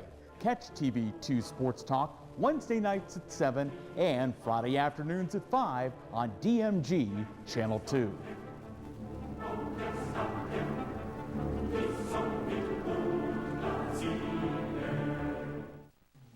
Welcome to the UPS store located at 513 Mill Avenue in New Philadelphia, across from Newtown Mall in between Staples and Lowe's. We offer UPS shipping, freight services, DHL international shipping, and accept prepaid UPS packages. We carry an array of packaging and moving supplies. Let our certified packaging experts prepare your shipment. We do more than just shipping. We also offer black and white and color copies, mailboxes, faxing and notary service, as well as full-service printing. From business cards to yard signs, we print everything in between. Visit us Monday through Friday, 8 to 6:30, or Saturdays, 10 to 4.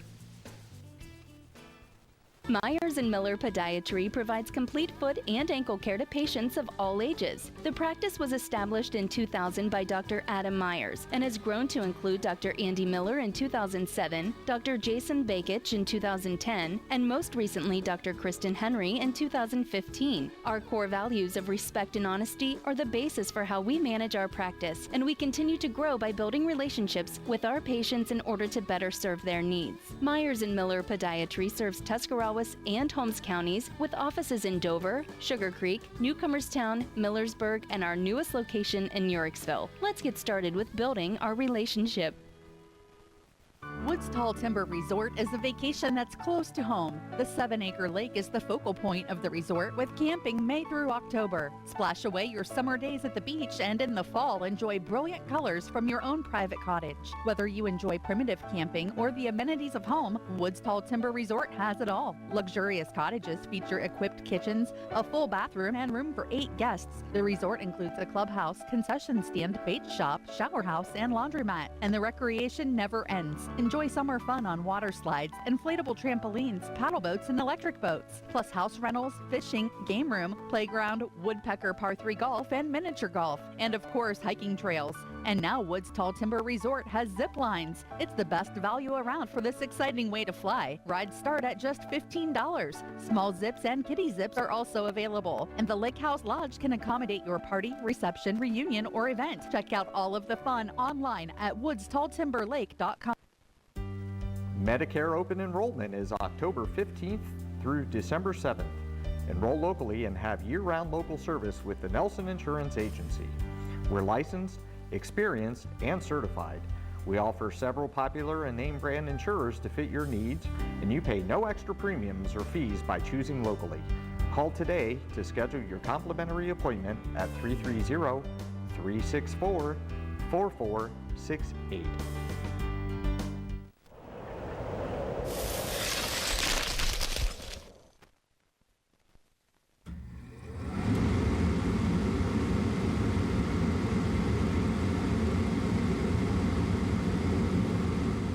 Hi, my name is Jack Billow. I'm Heating and Cooling Manager for Blasenhauer Plumbing and Heating in Mineral City, Ohio. And today on our home heating and cooling tips, we're going to be talking about different types of gas furnaces. The question has been asked, what is a 2-stage furnace? That actually brings us into the topic of the different types of gas furnaces. The most simple form being what most of us have in our houses is a single-stage gas furnace. That's what we have here. When this burner comes on, it fires at 1 firing rate, and it does that until the thermostat call for heat is removed. So there's only 1 stage of heating. It's at the rating of the furnace. Say if this furnace is an 80,000 BTU furnace, it fires 80,000 BTUs until the call for heat ends, and then that's it. Now a 2-stage furnace is a step up from that. The furnace actually has 2 firing rates, and the advantage of that is not just increase in efficiency, but especially an increase in comfort level. So there would be less of a temperature swing with a 2-stage furnace. And then the ultimate furnace would be a modulating furnace where the burner actually modulates in up to 100 firing rates. And of course, this would be the most comfortable furnace and obviously probably the most expensive furnace. The 2-stage and the modulating furnaces can also be paired with a variable speed motor for a top-of-the-line furnace.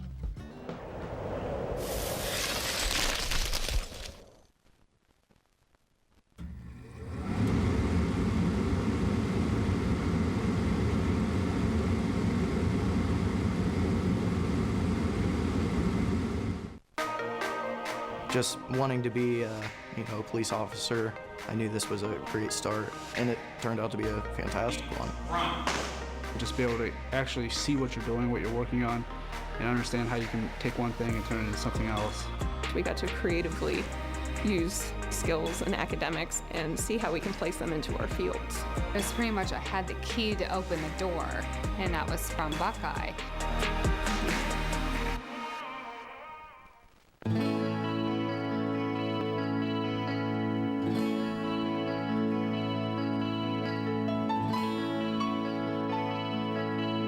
My name is Nate Camban from the Tuscarawas County Board of Developmental Disabilities, or TUSC BDD. Since 1967, this agency has been proud to partner with individuals with developmental disabilities, their families, and their caregivers to ensure that all members of this community have access to meaningful opportunities. Here at TUSC BDD, we trace our roots back to the Starlight Movement, where Ruth Carlson and other concerned community members rallied together to provide increased opportunities for individuals with developmental disabilities. Due to their advocacy efforts, we have the extensive support system in Tuscarawas County that we know and love today. From our Starlight School to the community integration programs, adult day services, and early intervention, today TUSC BDD is serving over 500 children and adults with developmental disabilities here in Tuscarawas County. Across Ohio, we're currently experiencing a redesign process for the state's developmental disability system. At the heart of this redesign lies the desire to increase opportunities for people with developmental disabilities. Going forward, TUSC BDD is going to increasingly partner with the community, employers, and private providers to increase choices for individuals with developmental disabilities here in Tuscarawas County. As we move forward here in Tuscarawas County, we will be reminded of our history where individuals and families were partnering together to pursue new opportunities for people with developmental disabilities. And I invite you today to learn more about TUSC BDD and the many ways in which individuals with developmental disabilities are succeeding here in Tuscarawas County. I'm a department specialist in Department 34. I work side by side with the individuals as they learn their job skills. I love seeing the smile on their face when they're working next to their friends and doing what they love the most. We have job opportunities that are going to be like different crafts to go to our store at the World of Possibilities. We have, they're going to do a lot of volunteering at like food banks, soup kitchens, humane societies, so they can give back to the community. We have a lot of special people here, and I don't think that people realize unless you're with them like we are every day. I'm with these people more than I am my own family, and they're very special, and they have special skills that people don't realize they have. I know a guy that used to work here as well as Taco Bell, and he's passed away now, and he was so special. Like, he could remember your birthday if you walked into Taco Bell, or when he was down here, I'll never forget the day he came in and said, "Tell your mom happy birthday," because my mom used to work here. And I was like, gee, I forgot my mom's birthday was today. How'd you do that? So, yes, we have a lot of special people here, and I hope everybody realizes that. I'm a Servant Support Administrator with Tusc County Board of DD. I assist individuals with getting supports in the community. What I most enjoy about my job is just seeing the smile, just seeing what they can accomplish. Especially with Kim, she just every day just makes me so happy. I'm very, very proud of her, and that's what it's about. It's just watching her accomplish things that she didn't think she could, and she did. Kim was living in a group home. She was going to the workshop. She had 24-hour care, and she just lived a very restricted life. Over the past 3 years, we have worked together to find ways for her to be more independent, and it's been a process, but every door we've opened, she's just been extremely successful at, and here we are. Well, I started in the workshop, and then I realized it wasn't for me, so I said something to Stacy, and she got me into a different position, and I worked my way through there, and this is where I am today. So my advice to them is try it and see what you like. I tried this and I liked it a lot, so, and now look where I'm at, working here today as an employee. So makes me feel like I know I get up every day and it's like, okay, you're getting up, you're going to work, you're making money, and you're making a living. So that's what it looks like to me. All about attitude here at Dover Healthy. We love positive people, okay? So there's the biggest strength right there, willing to learn. She's very willing to learn. And she hasn't been there very long, and she's doing really, really well. We started her on dishes. She's doing so much more than that already. And so I just love to have positive people here. That's what made this business successful. I would encourage other businesses to partner and do what I am doing. It's rewarding. It's giving somebody an opportunity to shine.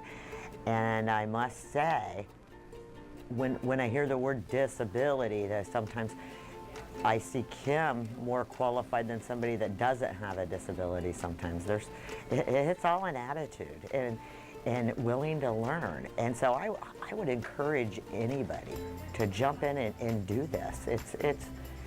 You're doing something really good for your community. Thank you for joining us today as we learn more about Tuscarawas County Board of Developmental Disabilities and the services and supports that are provided here.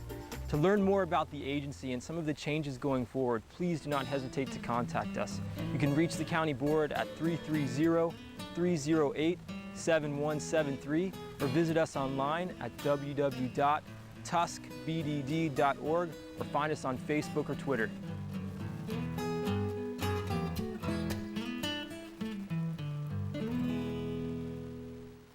Be sure to get your copy of Saturday's Times Reporter as TR staffers Jim Haynes, Hank Keithley, and correspondent Darren Lautenschlager bring you game stories from playoff football action from East Palestine at Sandy Valley, Harrison Central at Ridgewood, and New Philadelphia at Akron Hoban. Also coverage of the Salem at Indian Valley in Sunday's edition. You can also check out FridayNightOhio.com and TimesReporter.com for highlight videos, game stories, and photo galleries from the area's biggest games each week.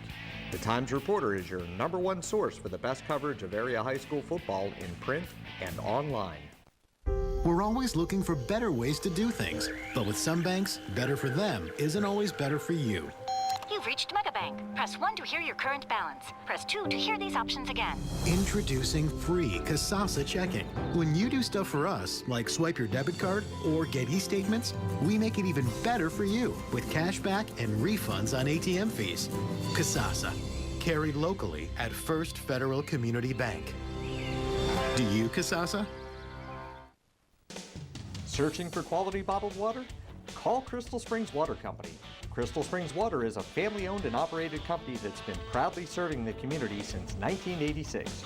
Crystal Springs offers a quality bottled water in a variety of sizes to suit your everyday needs. They also carry a selection of water coolers, cups, bottle racks, hydro pumps, and premium water softening salts. All available for pickup or delivery. Call Crystal Springs Water Company today. Looking for ways to get a return on your marketing investment? Get results with Digital Marketing Group. We provide a digital marketing solution with state-of-the-art opportunities to increase your visibility in the community, optimize your digital presence, and maximize your marketing investment. We specialize in affordable websites, custom mobile apps, search engine and social media optimization, high-definition video production, broadcast television. If it's digital, we develop it. If you're looking for a way to increase your profitability, obtain new customers, retain current customers, and get the return on your marketing investment, then go digital. Get results with the Digital Marketing Group.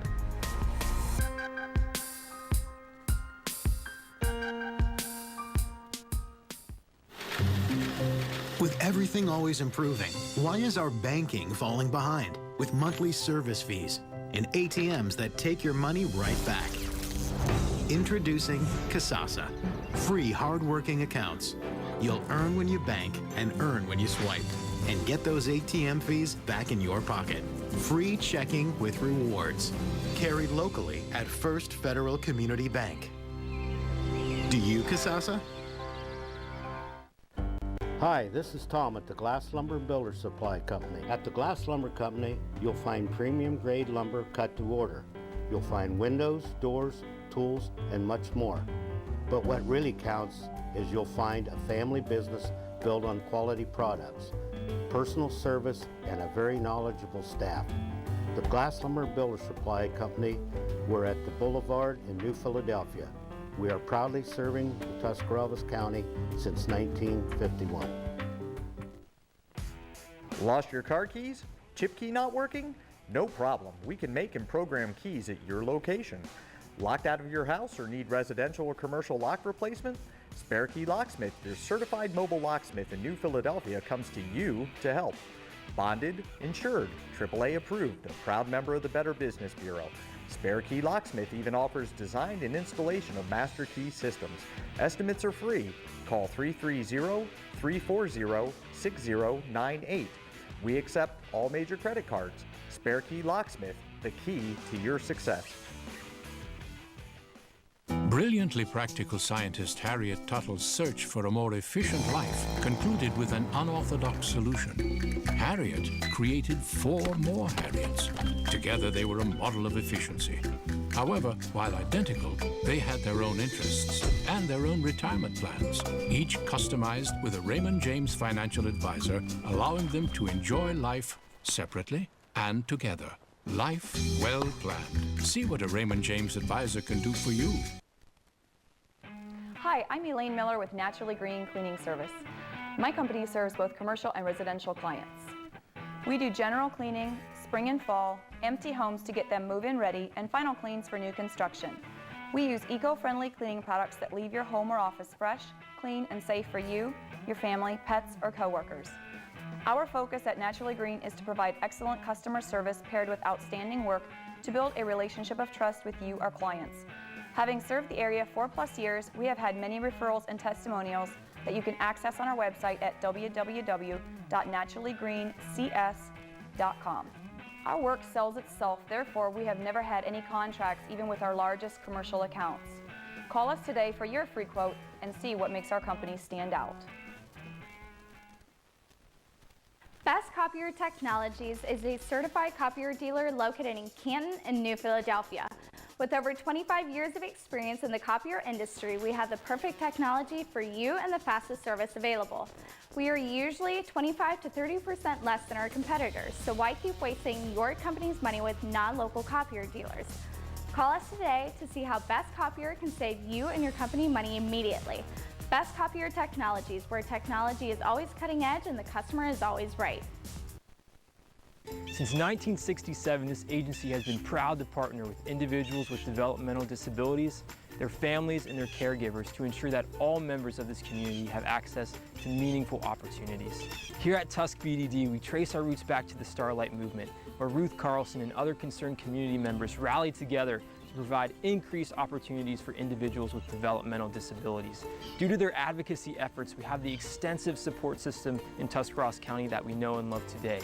From our Starlight School to the community integration programs, adult day services, and early intervention, today Tusk BDD is serving over 500 children and adults with developmental disabilities here in Tuscarawas County.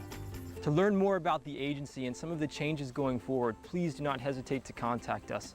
You can reach the County Board at 330-308-7173 or visit us online at www.tuskbdd.org or find us on Facebook or Twitter. One more day. What are we gonna do with it?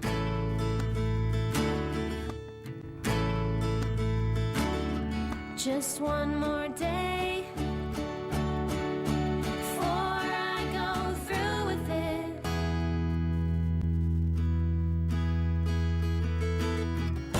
I hope you know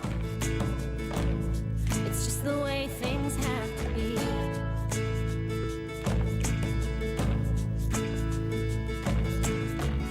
I hope you know nothing's ever meant more to me.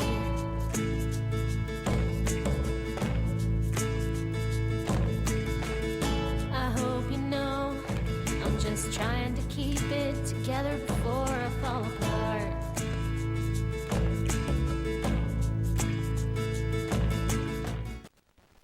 It's time to let Coffee Express better your work environment. Offices, restaurants, and various businesses in the area have hired Coffee Express to save their workforce valuable time. There's no need to check supplies, run to a store, or order. We provide brewers at no charge and have competitive pricing on national brand coffees. Turn regular coffee into sensational with our condiments. Experience gourmet the easy way. Any business that drinks 1 or 2 pots a day can benefit. It's time to think outside the cup. Start brewing up a storm with Coffee Express. We have everything you need to perk up your office. Call Trish today. Better coffee, better world. Omni Orthopedics comprehensive programs provide early diagnosis and successful treatment for every musculoskeletal problem. With more than 30 years of orthopedic experience, their physicians offer patient-centered treatment for all ages. From evaluation to rehabilitation, your treatment plan is designed around your needs. Omni Orthopedics specializes in sports medicine, the spine, physical medicine and rehabilitation, foot and ankle, and hand surgery. If pain makes activities like climbing stairs, standing or walking a challenge, turn to the home team at Omni Orthopedics. Their mission is to provide you with the highest quality and most advanced orthopedic services so you can get back in the game. Located in the Oxford Medical Arts Building, Omni offers a full-service facility including digital x-ray and physical therapy. So there's no need to travel when quality care is so close to home. Omni Orthopedics, setting the standard in orthopedic care. I think the hands-on aspect is going to give you an opportunity to explore, find out what you're good at, what you like, and you're not going to have mountains of debt. What you're going to have is a marketable skill that even if you don't love it, you can use that to pay to go on to college and get that degree. And we've got a number of students that do that. They're very mature. I think we're a great hands-on exploration base.